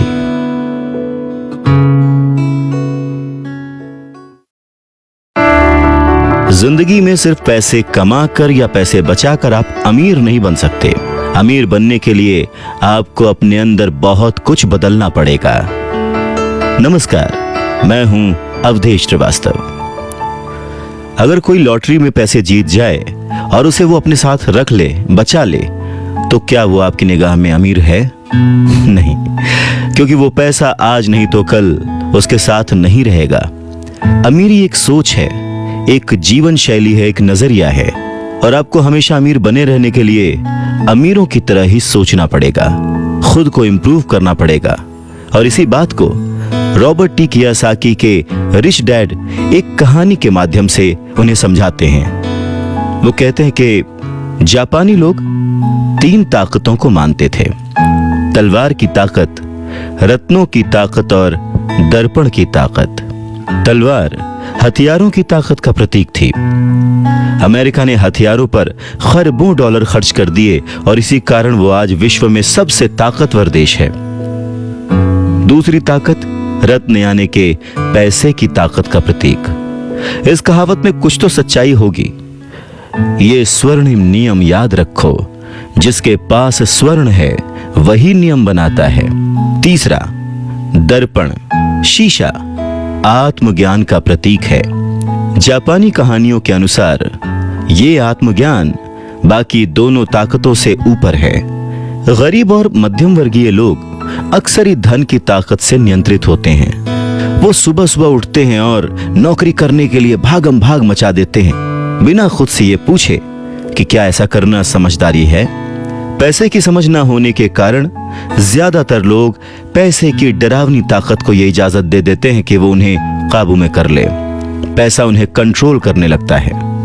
इस इश्यू को ठीक करने के लिए अगर वो दर्पण की ताकत का इस्तेमाल करते तो वो खुद से ये सवाल जरूर पूछते कि क्या ऐसा करना समझदारी है। बहुत बार हम अपनी अंदरूनी समझदारी पर भरोसा करने के बजाय भीड़ के साथ साथ चलने लगते हैं। कोई काम इसलिए करते हैं क्योंकि बाकी सब भी ऐसा कर रहे हैं। सवाल पूछने के बजाय हम नकल करने लगते हैं। अक्सर नासमझी के कारण वही दोहराने लगते हैं जो हमें सिखाया गया है, और इस तरह के विचार कि आपका घर आपका सबसे बड़ा एसेट है, आपका घर आपका सबसे बड़ा निवेश है, अगर आप ज्यादा कर्ज लेते हैं तो आपको टैक्स में ज्यादा छूट मिलेगी, अच्छी नौकरी, सुरक्षित नौकरी खोजो, गलतियां मत करो, वगैरह वगैरह। तो ऐसी चीजें हम भीड़ की बात सुनकर करने लग जाते हैं, खतरे नहीं उठाते। दूसरी जरूरी बात, ऐसा कहा जाता है कि ज्यादातर लोगों के लिए मौत से भी डरावनी चीज होती है भीड़ के सामने बोलना, उन्हें एड्रेस करना। मनोवैज्ञानिक कहते हैं कि बहुत सारे लोग कॉमन स्टेज पर बोलने से इसलिए डरते हैं क्योंकि उन्हें यह डर होता है कि कहीं उनकी बुराई होगी, लोग उनके ऊपर हंसेंगे, वो अकेले रह जाएंगे, लोग उनसे दूर हो जाएंगे। सबसे अलग होने का डर या अकेले रह जाने का डर ही वो सबसे बड़ा कारण है जिस वजह से बहुत सारे लोग अपनी समस्या, अपनी प्रॉब्लम्स को सॉल्व करने के नए नए तरीके नहीं ढूंढते, बस भीड़ के साथ चलते चले जाते हैं। इसीलिए रॉबर्ट टी कियोसाकी कहते हैं कि उनके रिच डैड की तरह ही उनके पुअर डैड ने भी उन्हें बहुत कुछ सिखाया है, और उनमें से एक जरूरी बात यह थी कि क्यों और किस तरह से जापानी लोग दर्पण की ताकत को, आईने की ताकत को सबसे ज्यादा इंपॉर्टेंस देते थे, क्योंकि जब इंसान आईने में खुद को देखता है तभी उसे सच्चाई का पता चलता है। और ज्यादातर लोग खतरा मत उठाओ इसलिए कहते हैं क्योंकि वो खुद से डरे हुए होते हैं। ये किसी भी चीज के बारे में कहा जा सकता है, जैसे खेल में, रिलेशनशिप्स में, करियर में, पैसों में, वगैरह वगैरह। और सबसे इंपॉर्टेंट बात यह कि आईने में देखकर आप खुद से झूठ बोल सकते हैं क्या? रॉबर्ट टी कियोसाकी इस बात का जिक्र यहां इसलिए करते हैं क्योंकि भीड़ के साथ चलने में और पड़ोसियों की नकल करने में, उनके ऐशो आराम की नकल करने में बहुत सारी दिक्कतें आती हैं। पैसों की समस्या पैदा हो जाती है। वो उनका तरीका है, वो उसे अफोर्ड कर सकते हैं, पर जब हम देखा देखी बिना सोचे समझे नकल करना शुरू कर देते हैं तो हम समस्याओं से घिर जाते हैं। और तब हमें जरूरत होती है आईने की, जो हमें यह बताए हमें क्या करना चाहिए, क्योंकि बेसिक रूल तो वही है, आप पैसे के गुलाम नहीं हैं। ऐसे काम करिए, ऐसे सोचिए, ऐसे बनिए कि पैसा आपका गुलाम हो, वो आपके लिए काम करे। जब भी बाजी लगाइए दिल और दिमाग की, ये जरूर सोचिए कि बात पैसों की है या फिर रिश्तों की। नमस्कार, मैं हूं अवधेश श्रीवास्तव। अमीर बनने का मतलब ये नहीं होता कि आप इमोशनलेस हो जाएं। अमीर बनने का ये मतलब नहीं होता कि आप अपने रिश्तों को छोड़ दें। अमीर बनने का ये मतलब नहीं होता कि 24 घंटे आप सिर्फ फायदा उठाने की बात सोचें। अमीरी तो एक सोच है। रॉबर्ट टी कियोसाकी बहुत ही खूबसूरत एक अपना इंसिडेंट शेयर करते हैं कि उनके जो पुअर डैड थे, जो कि एक स्कूल में पढ़ाते थे, उन्होंने बहुत मेहनत करके पाई पाई जोड़कर एक घर बनाया था, जिसे वो हमेशा कहते थे कि ये मेरी संपत्ति है। रॉबर्ट टी कियोसाकी जब अपने रिच डैड की संगत में आए तब उन्होंने जाना कि संपत्ति और दायित्व में डिफरेंस क्या है, एसेट और लायबिलिटी में डिफरेंस क्या है। और तब वो हमेशा अपने डैड को बोलते, डैड ये जो आपने लिया है ये आपका एसेट नहीं, ये आपकी लायबिलिटी है। और इस बात पे वो दोनों घंटों बहस किया करते थे। और लायबिलिटी और एसेट के कॉन्सेप्ट को समझाने के लिए वो उन्हें वही सारी बातें एक्सप्लेन करते, जैसे कि एसेट वो होता है जो आपको कमा के देता है, जिस पे आपको और खर्च नहीं करना होता, और लायबिलिटी वो है जिसमें 75 तरह के खर्च होते हैं। हर महीने, हर हफ्ते, हर दिन कुछ ना कुछ आपकी जेब से जा ही रहा होता है। आगे रॉबर्ट टी कियोसाकी कहते हैं कि जब भी लोग उनसे बात बात पर बहस करते हैं कि उनका घर संपत्ति क्यों नहीं है, तो वो जानते हैं कि बहुत से लोग ये बात अपने दिमाग से नहीं, अपने दिल से कह रहे हैं, क्योंकि किसी के लिए भी अपना घर बनाना सबसे बड़ा सपना होता है और इसीलिए वो उसमें अपने पैसे लगाते हैं। अपने घर का मालिक होने से ज्यादा अच्छा कुछ भी महसूस नहीं होता है। पर दिल और दिमाग के बीच लायबिलिटी और एसेट्स के कॉन्सेप्ट को समझाने के लिए रॉबर्ट टी कियोसाकी एक और बात कहते हैं। वो इस तरह समझाते हैं कि मान लीजिए वो और उनकी पत्नी एक बड़ा सा घर खरीदते हैं तो होगा क्या कि उसमें उनके बहुत सारे पैसे खर्च हो जाएंगे, जो कि शायद फिजूल ही हों। हालांकि बहुत सारे लोग इस बात से अग्री नहीं करेंगे, सहमत नहीं होंगे, क्योंकि घर एक भावनात्मक चीज है, इमोशन है, और इमोशन हमेशा दिमाग पर भारी पड़ता है। जब भी लोग दिल से सोचते हैं तो दिमाग की बातें उन्हें गलत लगती हैं। पर फिर रॉबर्ट टी कियोसाकी आगे एक्सप्लेन करते हैं कि वो सही कैसे हैं और एक घर एसेट क्यों नहीं है।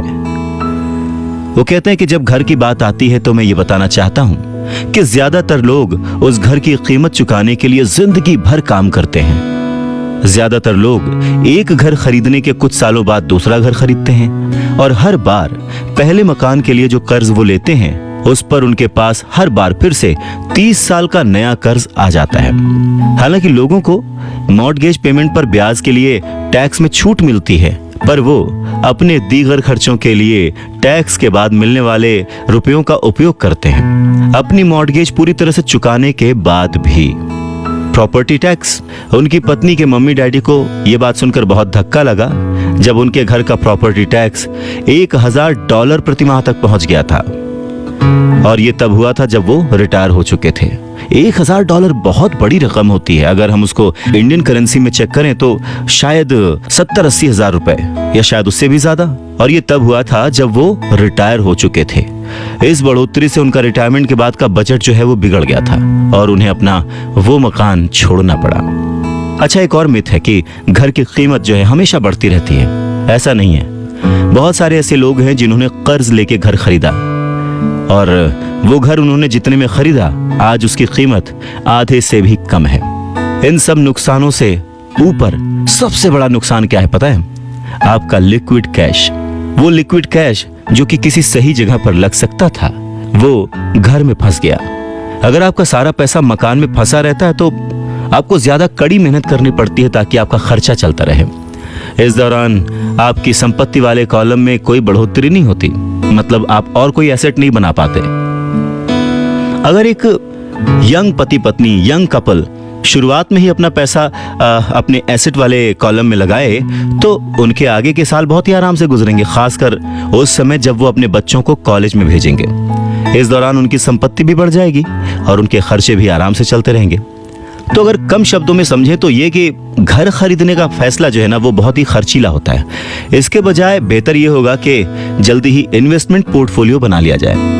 देखिए, घर खरीदने का असर किसी भी आदमी पर 3 तरह से पड़ता है।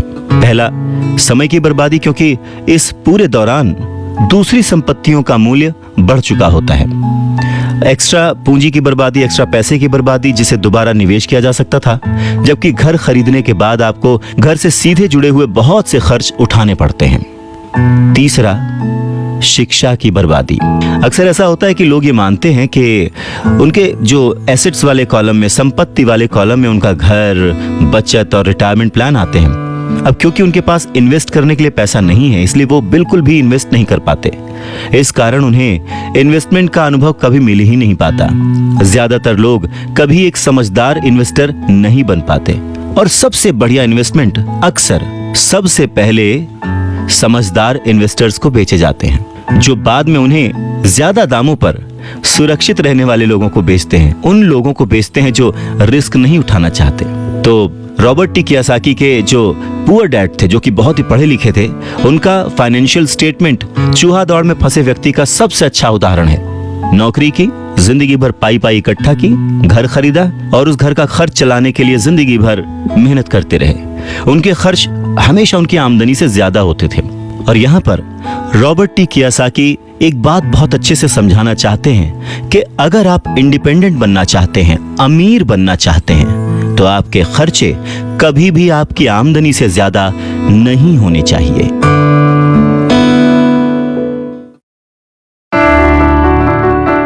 कौन कितना अमीर है, अगर ये जानना है तो समझें कि उसकी कमाई हुई दौलत किसी आदमी की वो योग्यता है जिसके सहारे वो आगे कई दिनों तक जिंदा रह सकता है। यानी अगर वो आज काम करना बंद कर दे तो वो बिना कमाए कितने दिनों तक जिंदा रह सकता है, यही उसकी अमीरी है।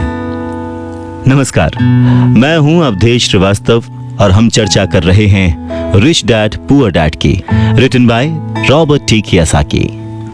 रॉबर्ट टी कियोसाकी कहते हैं कि आज की कर्जदार सोसाइटी दो बातें मानती है।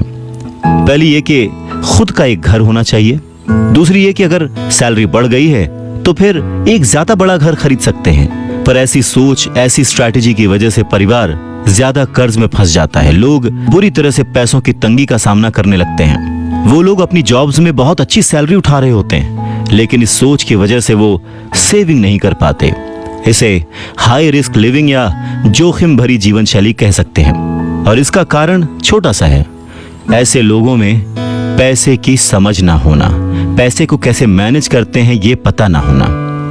90s के दशक में जॉब्स में बहुत ज्यादा गिरावट आई थी, रिसेशन आया था, और तब ये बात पता चली कि जो मिडिल क्लास है वो पैसे के मामले में कितना सुरक्षित है। तब से लेकर आज तक बहुत कुछ बदला है। अच्छी बात यह है कि आज लोग ज्यादा अवेयर्ड हैं। उन्होंने सही जगहों पर इन्वेस्ट करना शुरू कर दिया, और म्यूचुअल फंड में लोगों ने ज्यादा इन्वेस्ट इसलिए किया क्योंकि उन्हें लगता है कि वो ज्यादा सुरक्षित है। औसत म्यूचुअल फंड खरीदने वाले आदमी नौकरी में, टैक्स और मॉर्गेज चुकाने में, अपने बच्चों की कॉलेज की फीस देने के लिए पैसे बचाने में, अपना क्रेडिट कार्ड का हिसाब साफ करने में बहुत ज्यादा बिजी रहते हैं। इतना उनके पास वक्त नहीं होता कि वो ये आर्ट सीख लें कि किस तरह से म्यूचुअल फंड लिया जाए या किस तरह से इन्वेस्ट किया जाए। तो फिर वो क्या करते हैं? फिर वो किसी दूसरे को हायर करते हैं, उसकी काबिलियत पर भरोसा करते हैं, और वो जैसा कहता जाता है वो ऐसा करते जाते हैं। क्योंकि जो पढ़ा लिखा मिडिल क्लास वर्ग है जो कि पैसे को संभालना नहीं जानता, वो हमेशा यही सोचता है जोखिम मत उठाओ, सुरक्षित रहो। और असली प्रॉब्लम यही है कि पैसे की समझ ना होने के कारण लोग खतरों का सामना करते हैं। उनके सेफ रहने के पीछे की इच्छा, यानी हमें कुछ ना हो, उसके पीछे का असल कारण यह होता है कि उनके पास पैसे की तंगी होती है। उनकी जो बैलेंस शीट होती है उसमें खर्चे ज्यादा होते हैं, इनकम कम होती है, या यूं कहें कि उनकी संपत्ति वाला यानी एसेट वाला कॉलम खाली रहता है तो कोई गलत बात नहीं होगी। और जब सचमुच जिंदगी में वो once in a lifetime वाला मौका आता है ना, तो ये लोग उस मौके का फायदा नहीं उठा पाते क्योंकि इनके पास पैसे ही नहीं होते इन्वेस्ट करने के लिए। अगर पैसे की समझ आपको है तो आप थोड़ा थोड़ा निवेश करके बूंद बूंद से सागर भर के अमीर हो सकते हैं। आप सूझबूझ के साथ सही जगह पर इन्वेस्टमेंट करके अपने 5,000 रुपए को 10 लाख रुपयों में कन्वर्ट कर सकते हैं। पर प्रॉब्लम सोच की है। ये जो गरीब वर्ग या मिडिल क्लास जो वर्ग है वो ऐसे इन्वेस्टमेंट्स को बहुत ही जोखिम भरा मानता है, पर वो ये नहीं जानता कि प्रॉब्लम इन्वेस्टमेंट में नहीं है, प्रॉब्लम उनकी सोच में है, उनकी नासमझी में है। वो ये नहीं जानते कि पैसा कहाँ लगाना है।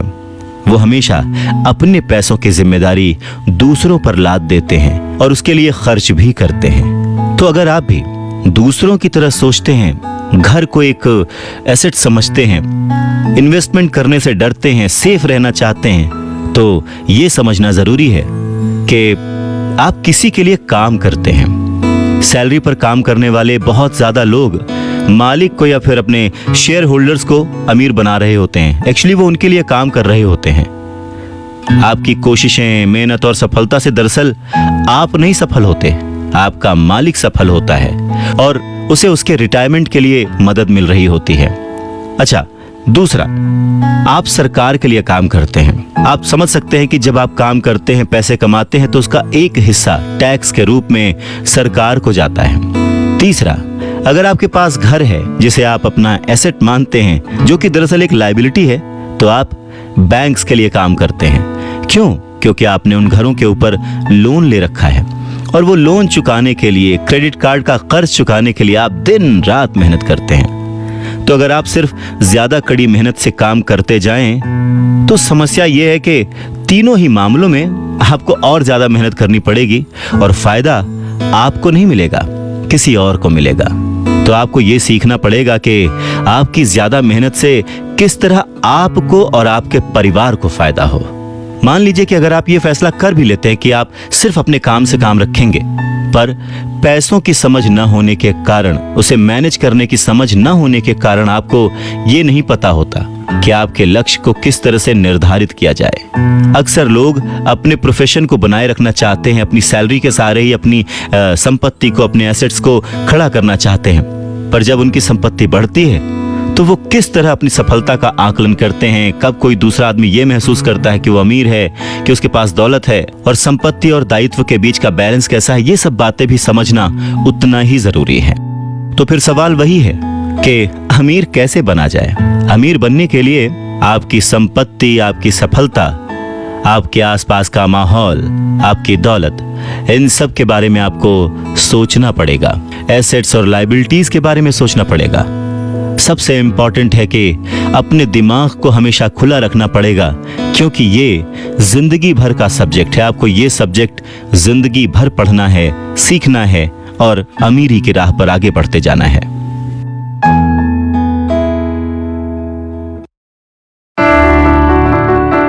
आधी छोड़ पूरी को धावे, पूरी मिले न आधी पावे।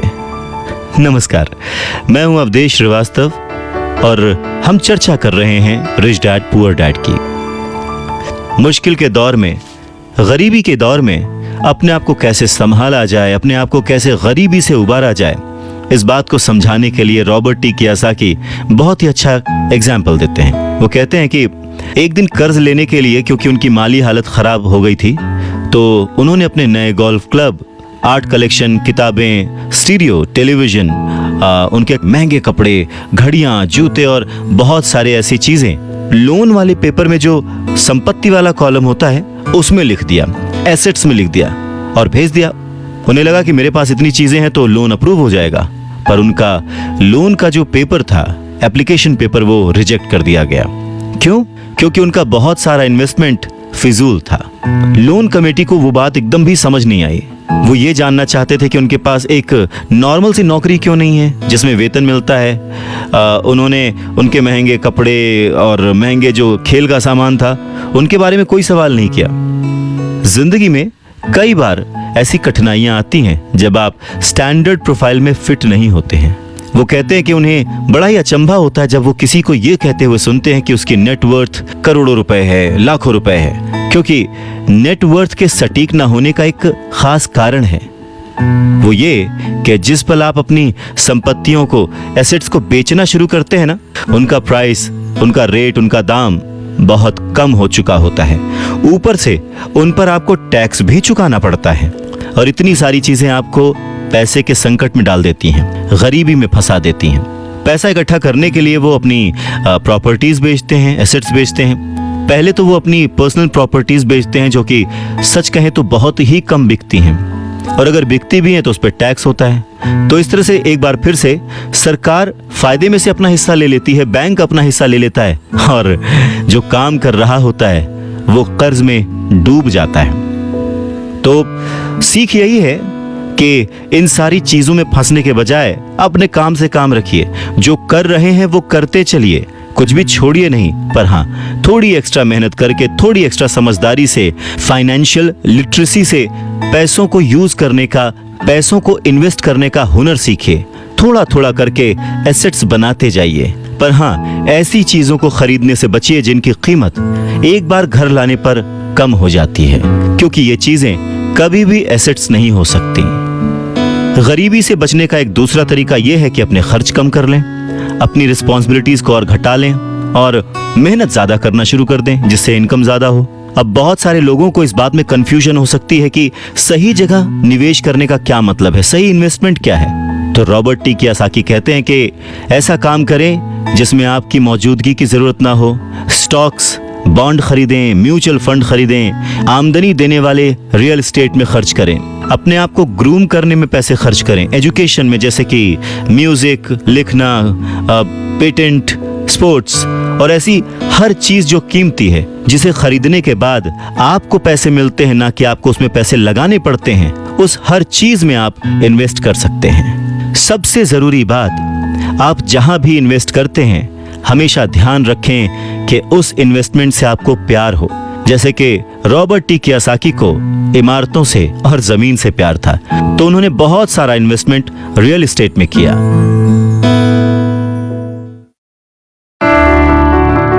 जब पैसे खर्च ही नहीं करने हैं तो फिर कमाएं क्यों, और ऐसी अमीरी का क्या फायदा। नमस्कार, मैं हूं अवधेश श्रीवास्तव। ये सवाल हम सभी के मन में आ सकता है। इस बात पर रॉबर्ट टी कियोसाकी कहते हैं कि यह सिर्फ सोच का अंतर है। जो अमीर आदमी होता है वो भी ये चीजें खरीदता है, वो विलासिता की चीजें खरीदता है, लेकिन सबसे बाद में। पहले वो ये देखता है कि क्या करने से उसे फायदा हो सकता है और किस चीज की उसे सबसे ज्यादा जरूरत है। वहीं उल्टा जो मिडिल क्लास आदमी है या गरीब आदमी है, वो थोड़ा सा पैसा आने पर भी सबसे पहले वो अपने शौक पूरे करता है। घर, हीरे, ज्वेलरी, गाड़ियां, कुछ भी खरीद लेता है। अमीर आदमियों के पास भी ये सब होता है, पर फर्क सिर्फ इतना है कि वो उधार के दलदल में नहीं फंसते। वो लोग जिनके पास पीढ़ियों से पैसा है, जो लंबे समय से अमीर हैं, वो अपनी अर्निंग वाले कॉलम को सबसे पहले बनाते हैं, उसे सिक्योर करते हैं। उसके बाद उनके एसेट्स वाले कॉलम से जो आमदनी होती है, जो इनकम होती है, उससे वो अपनी लग्जूरियस लाइफ जीते हैं, एंजॉय करते हैं। गरीब और मिडिल क्लास आदमी अपनी खून पसीने की कमाई और बच्चों की विरासत की कीमत पर ये चीजें खरीदता है, लोन लेता है। सच्ची लग्जरी असली संपत्ति में निवेश करने और उसे विकसित करने का प्रोत्साहन देती है, उसे बढ़ावा देती है। रॉबर्ट टी कियोसाकी इस बात को एक एग्जाम्पल से समझाते हैं कि जब उनकी वाइफ और उनके पास उनके अपार्टमेंट से अतिरिक्त पैसा आने लगा, रेंट या कुछ भी, तब वो बाजार गए और उन्होंने अपने लिए एक महंगी गाड़ी खरीदी। इसमें जरा सी भी मेहनत नहीं लगी या जोखिम नहीं था, क्योंकि वो पैसा उन्होंने अपनी सेविंग्स से नहीं बल्कि अपार्टमेंट हाउस के इनकम से खरीदा था।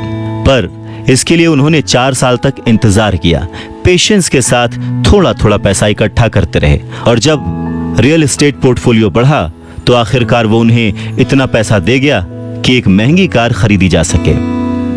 ज्यादातर लोग अक्सर इच्छा जागने पर बिना सोचे समझे जाते हैं और कर्ज पर कार या कोई और चीज खरीद लाते हैं। हो सकता है कि वो अपनी जिंदगी से ऊब चुके हों या उन्हें सिर्फ एक नए खिलौने की जरूरत हो, पर कर्ज पर ऐसी चीज खरीदने से देर सबेर वो आदमी उस चीज से चिढ़ने लगता है, उसका इंटरेस्ट खत्म हो जाता है, उससे उसमें मजा नहीं आता, क्योंकि उस चीज को खरीदने के लिए जो कर्ज लिया गया है वो उस आदमी के सर पर भार बन जाता है। अगर एक बार आप अपने बिजनेस को बनाने, उसमें इन्वेस्ट करने का समय निकाल लेते हैं, तो फिर आप उसमें जादू की छड़ी भी घुमा सकते हैं, जो अमीरों का सबसे बड़ा राज है।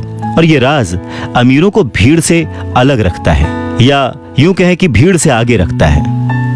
जो अपने काम से काम रखते हैं, अपने काम में फोकस्ड रहते हैं, और ये उन्हीं को मिलता है जो अपने काम में पूरा मन लगाते हैं, अपने काम से काम रखते हैं, वो लोग अमीर बन जाते हैं।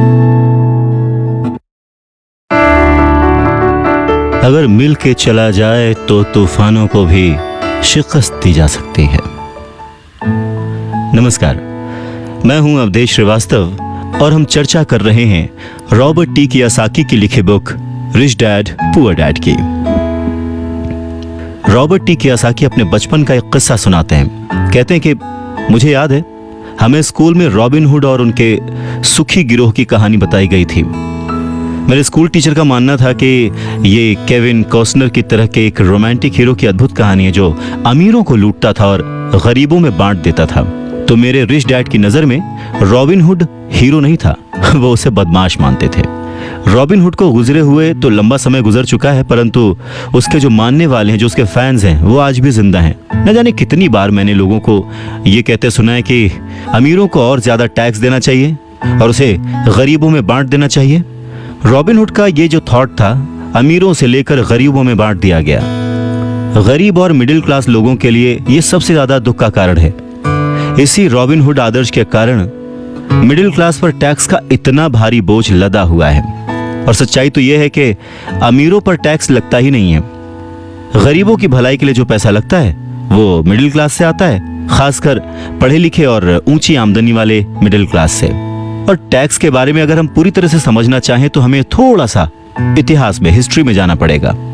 रॉबर्ट टी कियोसाकी बताते हैं कि उनके रिच डैड ने बताया था कि इंग्लैंड और अमेरिका में पहले कोई टैक्स नहीं लगते थे। कभी कभार जो वॉर्स होती थी, युद्ध होते थे, उनका खर्च जुटाने के लिए टैक्स जरूर लगाए जाते थे, जिसके लिए किंग या फिर प्रेसिडेंट सिर्फ कह भर देते थे और हर आदमी उसकी बात मानकर अपना सहयोग अपनी इच्छा से देता था।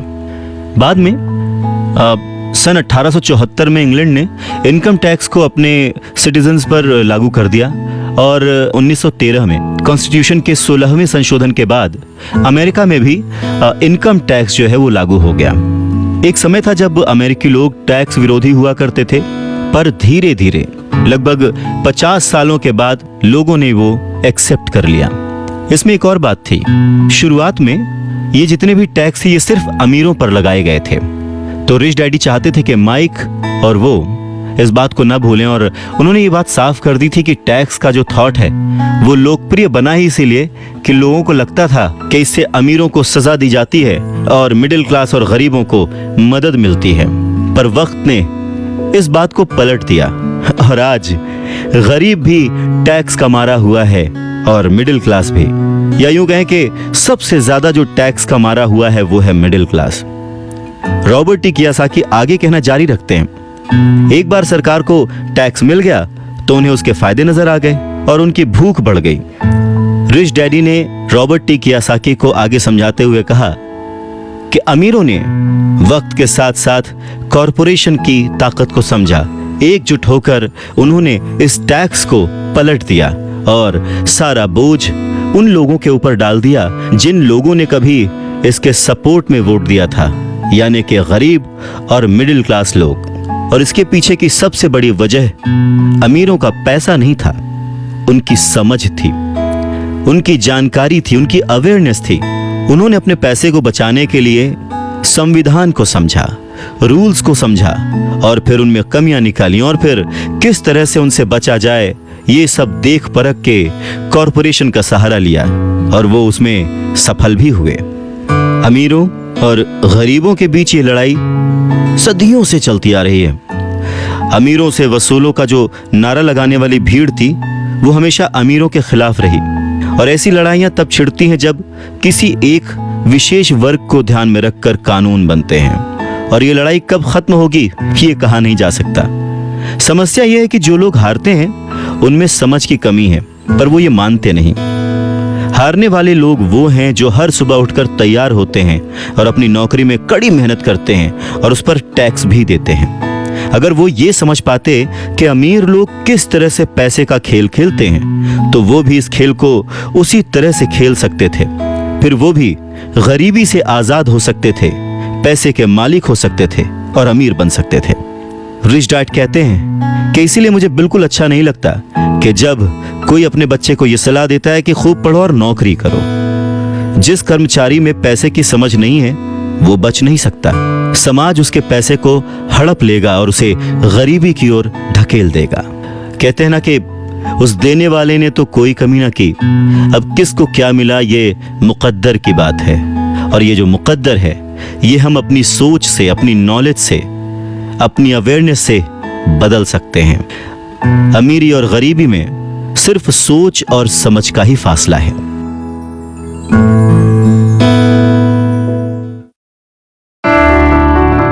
न हारना जरूरी है न जीतना जरूरी है, अरे ये जीवन का खेल है, इसे खेलना जरूरी है। नमस्कार, मैं हूं अवधेश श्रीवास्तव और आज की चर्चा रॉबर्ट टी कियोसाकी की लिखी किताब रिच डैड पुअर डैड पर। रॉबर्ट टी कियोसाकी कहते हैं कि पैसे कमाना भी एक खेल ही है। अगर आप इसे एक खेल की तरह एंजॉय करेंगे तो आप और ज्यादा रिच होते जाएंगे। हर हफ्ते वो निवेश करते हैं और कभी हारते हैं कभी जीतते हैं। जब जीतते हैं तो उस निवेश को अगले हफ्ते के लिए सेव कर लेते हैं, और जब हारते हैं तो खुद से जीतने वाले की आंख में आंख डालकर कहते हैं ठीक है अगले सैटरडे फिर मिलते हैं। रॉबर्ट टी कियोसाकी की बात से ये समझ में आता है कि पैसा कमाना भी खेल जैसा ही है। अगर आप उसे एंजॉय करते हैं, उसके पीछे नहीं भागते हैं, तो आप धीरे धीरे ही सही पर ग्रो करेंगे और जल्द ही अमीर बन जाएंगे। इंसान गलतियां करता है और उन गलतियों से सीखता है। अमीर बनना भी कुछ वैसा ही है। कभी आप गलती करते हैं और हार जाते हैं, कभी आप उस गलती को सुधारते हैं और जीत जाते हैं। वैसे बचपन से जवानी तक जब भी हम स्कूल्स में पढ़ते हैं या हमारे आसपास भी, बच्चों को गलतियां करना अलाउड नहीं होता। उन्हें कहा तो जरूर जाता है कि आप गलती कर सकते हैं, पर जैसे ही बच्चा गलती करता है उसे टोक दिया जाता है, उसे रोक दिया जाता है, उसे डांटा जाता है और धीरे धीरे हमारे मन में ये धारणा बन जाती है कि गलती करना इज नॉट अलाउड। पर अगर देखा जाए, हम इंसान गलती करके ही सीखते हैं। हमने आज तक जो कुछ भी अचीव किया है अपनी गलतियों से अचीव किया है। इसी बात को आगे बढ़ाते हुए रॉबर्ट टी कियोसाकी कहते हैं कि इन्वेस्टर्स दो तरह के होते हैं।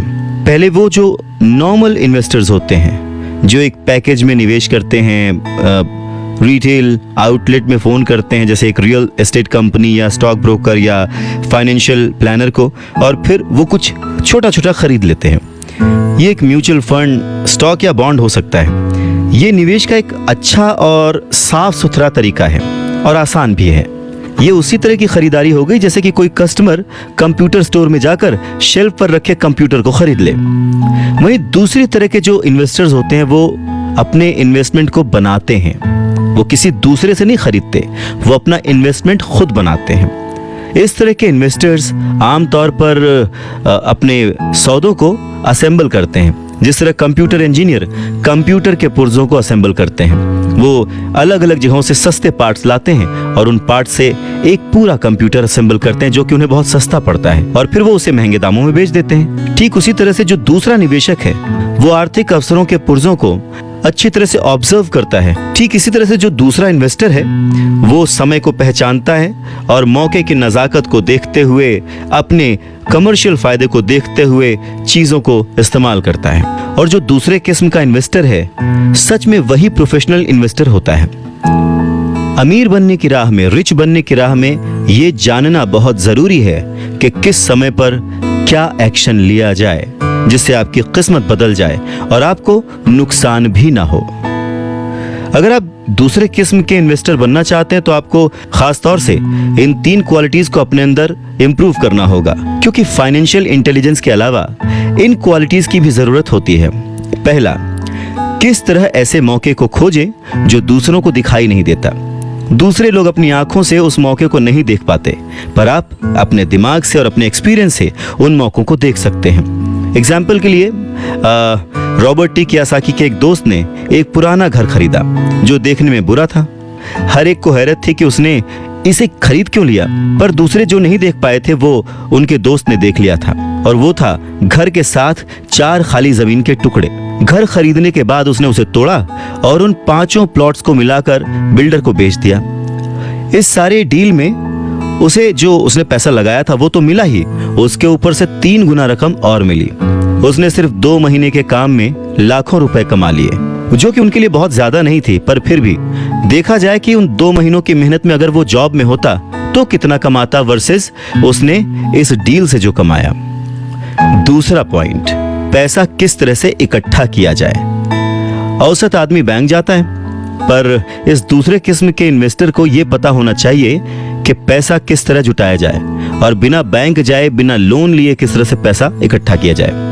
रॉबर्ट टी कियोसाकी कहते हैं कि उन्होंने भी ये सीखा कि बिना बैंक की मदद लिए घर कैसे खरीदे जा सकते हैं। घर खरीदना बहुत इंपॉर्टेंट नहीं है, पर पैसा इकट्ठा करना बहुत इंपॉर्टेंट है और बहुत ही रेयर आर्ट है। अक्सर वो लोगों को ये कहते सुनते हैं कि बैंक मुझे लोन नहीं दे रहा, या मेरे पास इसे खरीदने के लिए पैसे ही नहीं है। अगर आप दूसरे किस्म के इन्वेस्टर बनना चाहते हैं तो आपको ये सीखने की ज़रूरत है, क्योंकि ज़्यादातर लोग सिर्फ इसीलिए सौदे नहीं कर पाते क्योंकि उनके पास पैसा ही नहीं होता। तो अगर आप इस प्रॉब्लम को पार कर सकते हैं तो आप एक सच्चे इन्वेस्टर हो सकते हैं और बहुत प्रॉफिट कमा सकते हैं। तीसरा पॉइंट, किस तरह से स्मार्ट लोगों को इकट्ठा किया जाए। ऐसे लोग बहुत समझदार होते हैं जो या तो अपने से ज्यादा समझदार लोगों के साथ काम करते हैं या फिर उन्हें अपने साथ काम पर रख लेते हैं। जब भी आपको सलाह की जरूरत होगी ना, तो यही समझदार लोग आपके सलाहकार का काम करेंगे। तो सीखने के लिए बहुत कुछ है, पर हाँ, अगर आपने मन लगाकर सीखा तो आपको उसके फायदे भी बहुत मिलेंगे। पर हाँ, अगर आपके अंदर इतनी इच्छा नहीं है, आप इतना टाइम नहीं दे सकते, आप उतने अमीर नहीं बनना चाहते, तो फिर आपको पहले किस्म का ही इन्वेस्टर बने रहना चाहिए। आप तो जानते हैं वही आपकी सबसे बड़ी पूंजी है। आप जो नहीं जानते वही आपका सबसे बड़ा जोखिम है। जोखिम तो हमेशा रहता है, इसीलिए इससे बचने के बजाय इसे मैनेज करना सीखें, तभी आप तरक्की कर पाएंगे और अमीर बन पाएंगे।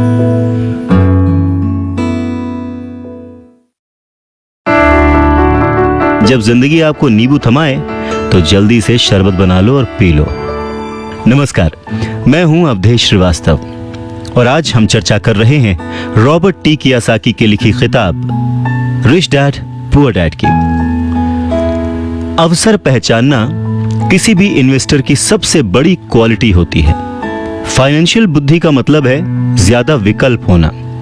अगर अवसर आपके सामने आ ही नहीं रहे हैं तो फिर आप अपनी गरीबी को सुधारने के लिए और क्या कर सकते हैं। अगर कोई अवसर आपकी झोली में आकर गिर जाए पर आपके पास पैसा ही नहीं है और आप उसमें इन्वेस्ट ही नहीं कर सकते, ऊपर से बैंक वाले आपको उधार नहीं दे रहे, आप पैसे का कहीं से इंतजाम नहीं कर पा रहे, तो फिर उस मौके का आप फायदा कैसे उठा सकते हैं। मान लीजिए अगर आपका अनुमान जो है वो गलत हो जाए और अगर आप जिसकी उम्मीद करते हैं वो नहीं हो, तो फिर आप क्या करेंगे।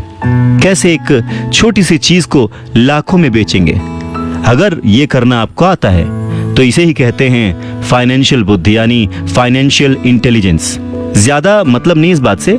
एग्जाम्पल लेते हैं कि एक नींबू है और उसको लाखों में बेचना है, तो लाखों में बदलने के लिए कितने अलग अलग तरह से आप उसको यूज कर सकते हैं। इसका मतलब है कि आप अपनी पैसे की समस्याओं को सुलझाने में कितने क्रिएटिव हैं। ज्यादातर लोग केवल एक समाधान जानते हैं, नींबू निचोड़ो और शरबत बना के पी लो, यानी कि कड़ी मेहनत करो, बचत करो और उधार लो। तो आपको अपनी फाइनेंशियल बुद्धि क्यों बढ़ानी चाहिए। रॉबर्ट टी कियोसाकी कहते हैं क्योंकि आप उस तरह के इंसान होना चाहते हैं जो अपनी किस्मत खुद लिखता हो। आप जो हो रहा है उसे होने देते हैं और उसे बेहतर में बदलने की ताकत रखते हैं। ऐसे बहुत कम लोग ये बात समझ पाते हैं कि किस्मत भी हम ही लिखते हैं। जिस तरह की पैसा बनाया जाता है, अगर आप ज्यादा किस्मत वाले होना चाहते हैं और ज्यादा पैसा बनाना चाहते हैं तो बहुत कड़ी मेहनत करने के अलावा आपको अपनी फाइनेंशियल बुद्धि को भी तैयार करना होगा, सीखना होगा। अगर आप इस तरह के आदमी हैं जो सही चीज होने का इंतजार करता है तो शायद आपको बहुत लंबे समय तक इंतजार करना पड़ सकता है। ये तो बस उसी तरह की बात हो गई कि आप गैरेज से गाड़ी निकालने के पहले ये डिसाइड करना चाहते हैं कि भाई अगले 5 मील तक सभी स्ट्रीट लाइट्स ठीक रहेंगी, बर्फ नहीं गिरेगी, एक्सीडेंट नहीं होगा, वगैरह वगैरह। ये चीजें आपके कंट्रोल में नहीं है। आपके कंट्रोल में है सिर्फ गाड़ी चलाना। ठीक उसी तरह से आपके कंट्रोल में है अपने प्लान्स बनाना, अपनी समझ और सूझबूझ का इस्तेमाल करते हुए।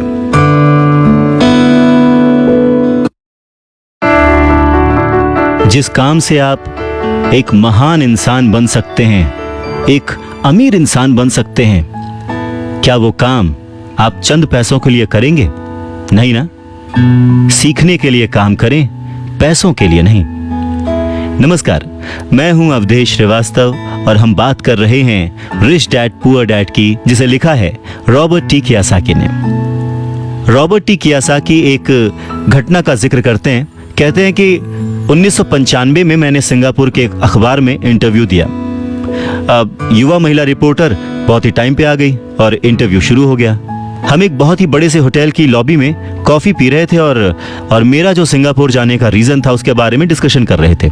तभी उस रिपोर्टर ने मुझसे कहा, एक दिन मैं भी आपकी तरह एक बेस्ट सेलिंग लेखक बनना चाहती हूँ। मैंने उसके कई राइटअप्स और लेख पढ़े थे और उनसे प्रभावित भी था। वो बहुत अच्छा लिखती थी, बहुत ही साफ। तो मैंने उसे कहा, बिल्कुल आप कर सकते हैं, क्योंकि आप जो लिखती हैं वो बहुत ही बढ़िया है। वैसे कौन सी चीज है जो आपको आपके सपनों को पाने से रोक रही है?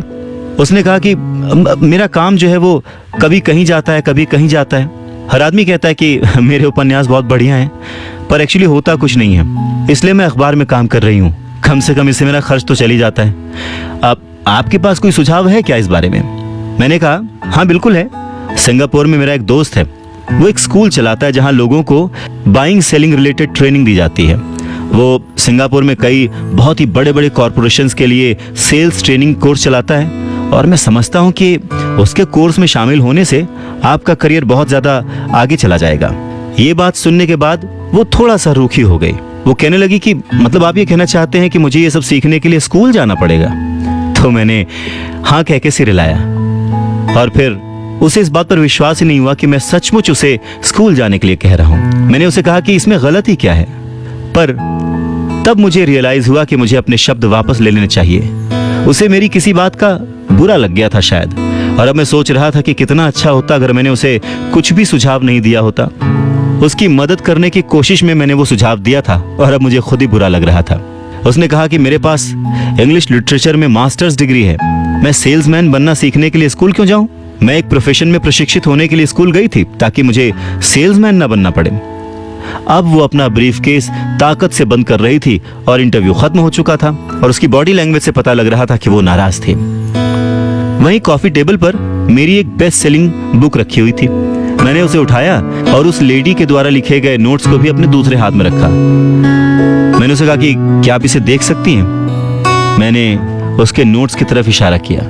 उसने अपने नोट्स पर नजर डाली। क्या? उसने उलझन में कहा। एक बार फिर मैंने उसके नोट्स की तरफ जानबूझकर इशारा किया। एक बार फिर मैंने उसके नोट्स की तरफ जानबूझकर इशारा किया, जिस पर उसने लिखा था रॉबर्ट कियोसाकी, बेस्ट सेलिंग लेखक।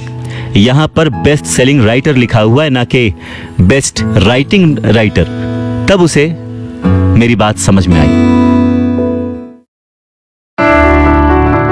लहरों से डर करके नौका पार नहीं होती, कोशिश करने वालों की हार नहीं होती। नमस्कार, मैं हूं अवधेश श्रीवास्तव और आज चर्चा है रिच डैड पुअर डैड पर। रॉबर्ट टी कियोसाकी कहते हैं कि जब आप रिच बनने की सोचते हैं, रिच बनने की ठानते हैं, अमीर बनने की कोशिश करते हैं, तो बहुत सारी बाधाओं को पार करना पड़ता है। तो उनके अनुसार अमीरी की राह में ऐसी 5 बाधाएं हैं जो लोगों को रोकती हैं आगे बढ़ने से। सो पहला कारण है डर, पैसा खोने के डर से पार पाना। रॉबर्ट टी कियोसाकी कहते हैं कि वो अपनी जिंदगी में ऐसे न जाने कितने अमीर लोगों से मिले हैं जिन्हें पैसे का नुकसान हुआ है, पर वो फिर भी अमीर हैं। पर ऐसे एक भी गरीब इंसान से नहीं मिले हैं जिसने अपनी एक दमड़ी भी खोई है अमीर बनने की राह में, इन्वेस्टमेंट की राह में। पैसा खो जाने का डर बहुत ही नेचुरल है, बहुत ही स्वाभाविक है।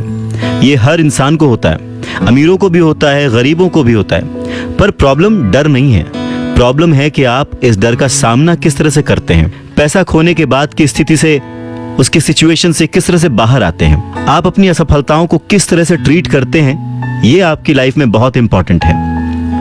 ये आपकी लाइफ में केवल पैसे के बारे में नहीं है, बल्कि हर चीज के बारे में है। एक अमीर आदमी और एक गरीब आदमी के बीच का जो अंतर होता है वो बस यही होता है कि अमीर आदमी अपने डर से किस तरह से जीतता है और गरीब आदमी अपने डर से किस तरह से हार जाता है। लोगों के पैसा खोने का डर ठीक वैसा ही है जैसे कि मोटरसाइकिल से गिरने पर चोट लगने का डर।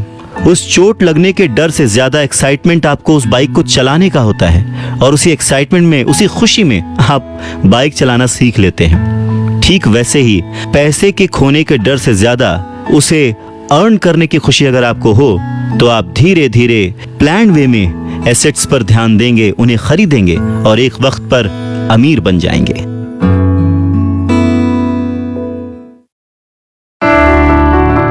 मैं अकेला ही चला था जानिबे मंजिल, मगर लोग यूं जुड़ते गए और कारवां बनता गया। नमस्कार, मैं हूं अवधेश श्रीवास्तव और आज चर्चा कर रहे हैं हम रिच डैड पुअर डैड की। रॉबर्ट टी कियोसाकी कहते हैं कि पैसा मेरे लिए काम करे और मैं पैसे के लिए काम ना करूं। मेरा ये पहला सबक दरअसल ताकत के बारे में है। अगर आप पैसे के लिए काम करते हैं तो आप ताकत को अपने बॉस के हाथ में दे देते हैं, या आप जिसके लिए काम कर रहे होते हैं आप अपनी आजादी उसके हाथ में दे देते हैं। अगर आपका पैसा आपके लिए काम करता है तो आप अपने पैसे के, अपने काम के, अपनी जिंदगी के खुद मालिक होते हैं। एक बार हमें हमारे लिए काम करने वाले पैसे की ताकत का ज्ञान हो जाए, फिर हमें पैसे के लिहाज से स्मार्ट हो जाना चाहिए और हमें डराने वाले लोगों से निपटने के लिए रास्ते ढूंढ लेने चाहिए। पर ऐसा करने के लिए आपको कानून की समझ होनी चाहिए, अपने आसपास की समझ होनी चाहिए, मार्केट में क्या चल रहा है इस बात की समझ होनी चाहिए और सिस्टम कैसे काम करता है इसकी भी समझ होनी चाहिए। अगर आप अवेयर नहीं हैं, मतलब नॉलेजेबल नहीं हैं, अज्ञानी हैं, आप केयरलेस हैं, अपनी चीजों को समझना नहीं चाहते, तो आपको बड़ी आसानी से डराया और हराया जा सकता है।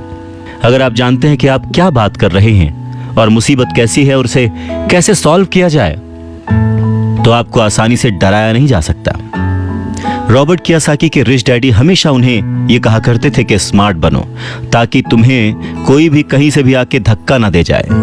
और उन्होंने अपनी जिंदगी में बस इसी उसूल को अपनाया था। वो कानून जानते थे क्योंकि वो कानून का आदर करते थे।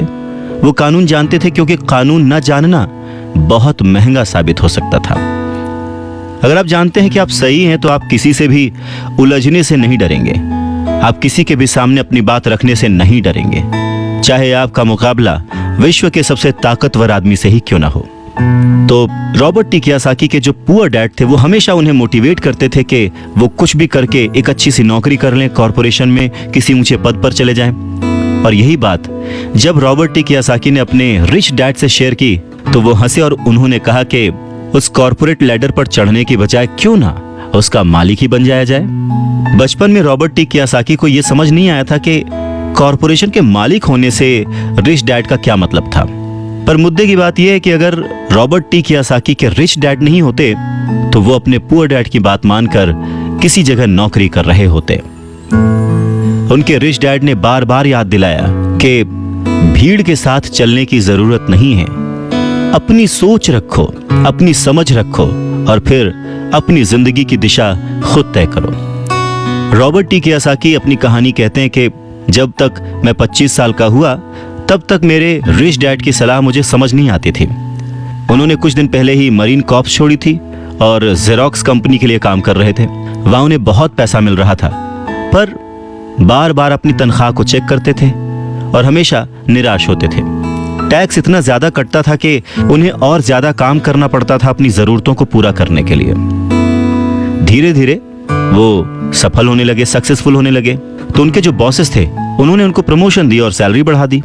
उन्हें ये बात सुनकर बहुत अच्छा लगा और जैसे ही उन्होंने अपनी ये बात अपने रिच डैड से शेयर की तो उन्होंने कहा, अच्छा तो तुम्हारे बॉस अमीर बन रहे हैं, तुम्हारी कंपनी अमीर बन रही है, तुम किसके लिए काम कर रहे हो, तुम किसे अमीर बना रहे हो। तो बस 1974 में जेरोक्स के कर्मचारी के रूप में ही उन्होंने अपना पहला कॉरपोरेशन बनाया और अपने काम से काम रखना शुरू कर दिया। पहले से ही उन्होंने संपत्ति वाले कॉलम में कुछ चीजें लिख रखी थी और खरीद रखी थी, पर अब उन्होंने ये ठान लिया था कि उन्हें और ज्यादा बढ़ाना है, उन्हें अपने एसेट्स और बढ़ाने हैं और अपनी लायबिलिटीज को और कम करना है। जैसे जैसे वक्त बीतता गया, जैसे जैसे रॉबर्ट टी कियोसाकी पैसे को समझते गए, इसके गणित को समझते गए, इसके व्यवहार को समझते गए, उन्हें अपने रिच डैडी की सलाह समझ में आने लगी। एक बार उन्होंने अपने काम से काम रखने की ठान ली और अपनी संपत्तियां, अपने एसेट्स बढ़ाने शुरू कर दिए और एक बेहतरीन कर्मचारी बन गए। उनके पास अब एक लक्ष्य था। वो सुबह जल्दी जाते थे, मेहनत से काम करते थे, ज्यादा से ज्यादा पैसे कमाते थे और अपने रियल एस्टेट में इन्वेस्ट करते थे। और वो दौर भी ऐसा था कि उस समय नई नई चीजें, नए नए डेवलपमेंट्स हो रहे थे जिसमें संभावनाएं तलाश की जा सकती थीं। तो उन्होंने जेरोक्स मशीनें बेची। जितनी ज्यादा वो मशीनें बेचते उन्हें उतना ही ज्यादा फायदा होता, लेकिन वो फायदा उनकी जेब में नहीं जाता, वो फायदा जाता कंपनी को और रॉबर्ट टी कियोसाकी की जेब से कटता था टैक्स। ये बहुत ही मोटिवेशनल था। इस सिचुएशन में लोग हताश हो जाते हैं, पर रॉबर्ट टी कियोसाकी ने इसको पॉजिटिवली लिया और वो इस नौकरी के जाल से बाहर निकल आए। वो ये समझ गए थे कि उन्हें किस तरह से बाहर आना है, पर जल्दबाजी में उन्होंने नौकरी नहीं छोड़ी।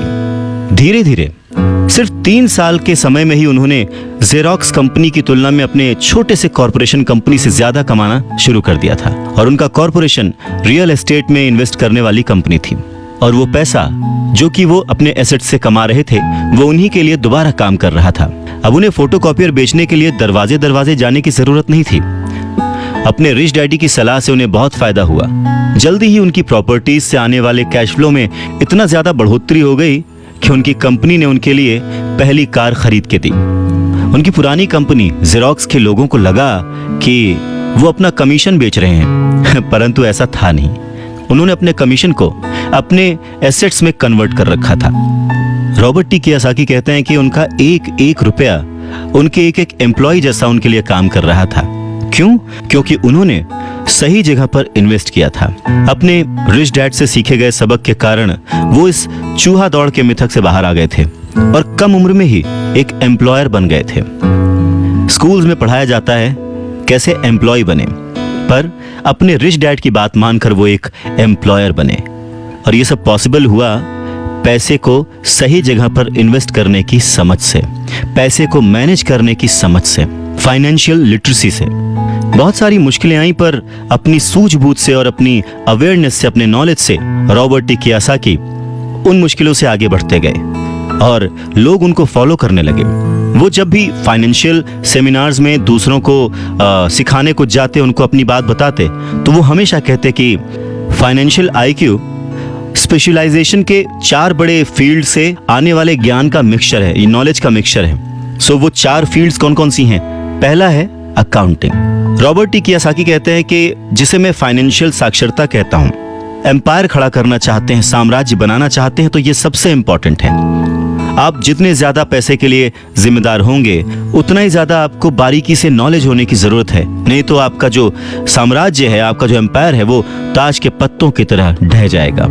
इस योग्यता, इस क्वालिटी की वजह से आप किसी भी बिजनेस की जो कमजोरियां हैं, वीक पॉइंट्स हैं, और उसकी जो प्लस पॉइंट्स हैं, उन्हें पहचान सकते हैं। दूसरा फील्ड है जो इंपॉर्टेंट है, वो है इन्वेस्टमेंट, जिसे वो पैसे से पैसे बनाने का विज्ञान कहते हैं। इसमें तकनीकें, रणनीतियां, स्ट्रैटेजीज, फॉर्मूले, इन सब की जरूरत होती है। तीसरा है बाजार की समझ, मार्केट की समझ, डिमांड एंड सप्लाई का साइंस। बाजार के तकनीकी पहलुओं को जानने की जरूरत है जो कि भावनाओं द्वारा संचालित होते हैं। जी हाँ, मैक्सिमम जनता इमोशनल होकर चीजें करती है और उसका फायदा उन लोगों को होता है जो कि दिमाग से सोचते हैं, खास करके पैसे के बारे में। चाहे वो गाड़ी खरीदना हो, घर खरीदना हो, या कोई भी सुख सुविधाएं हो, ये सारी चीजें इमोशन से होती हैं और फायदा हमेशा दूसरे व्यक्ति को होता है जो इन्हें बेच रहा होता है। और चौथी फील्ड है कानून, लॉ। उदाहरण के तौर पर अकाउंटिंग, इन्वेस्टमेंट और बाजारों की तकनीकी दक्षताओं के सारे कॉरपोरेशन की जो क्षमता थी वो बहुत बढ़ गई थी। कोई भी आदमी जिसे कॉरपोरेशन के द्वारा दिए जाने वाले टैक्स के फायदों और सुरक्षा का ज्ञान हो, वो बहुत तेजी से तरक्की कर सकता है और अमीर बन सकता है। पर वैसा करना जो कि किसी नौकरीशुदा कर्मचारी के लिए पॉसिबल नहीं है। उन दोनों में उतना ही डिफरेंस होगा जितना कि एक पैदल चलने वाले इंसान में और एक उड़कर जाने वाले में होता है। ये अंतर बहुत ज्यादा है। तो कुल मिलाकर ये कहा जा सकता है कि अपने रिच डैड की गाइडेंस को फॉलो करते हुए रॉबर्ट टी कियोसाकी एक सक्सेसफुल इंसान बने, जिन्हें दुनिया फॉलो करती है और जिनकी लिखी बातें पढ़कर और जिनकी बातें सुनकर लोग आज भी मोटिवेट होते हैं।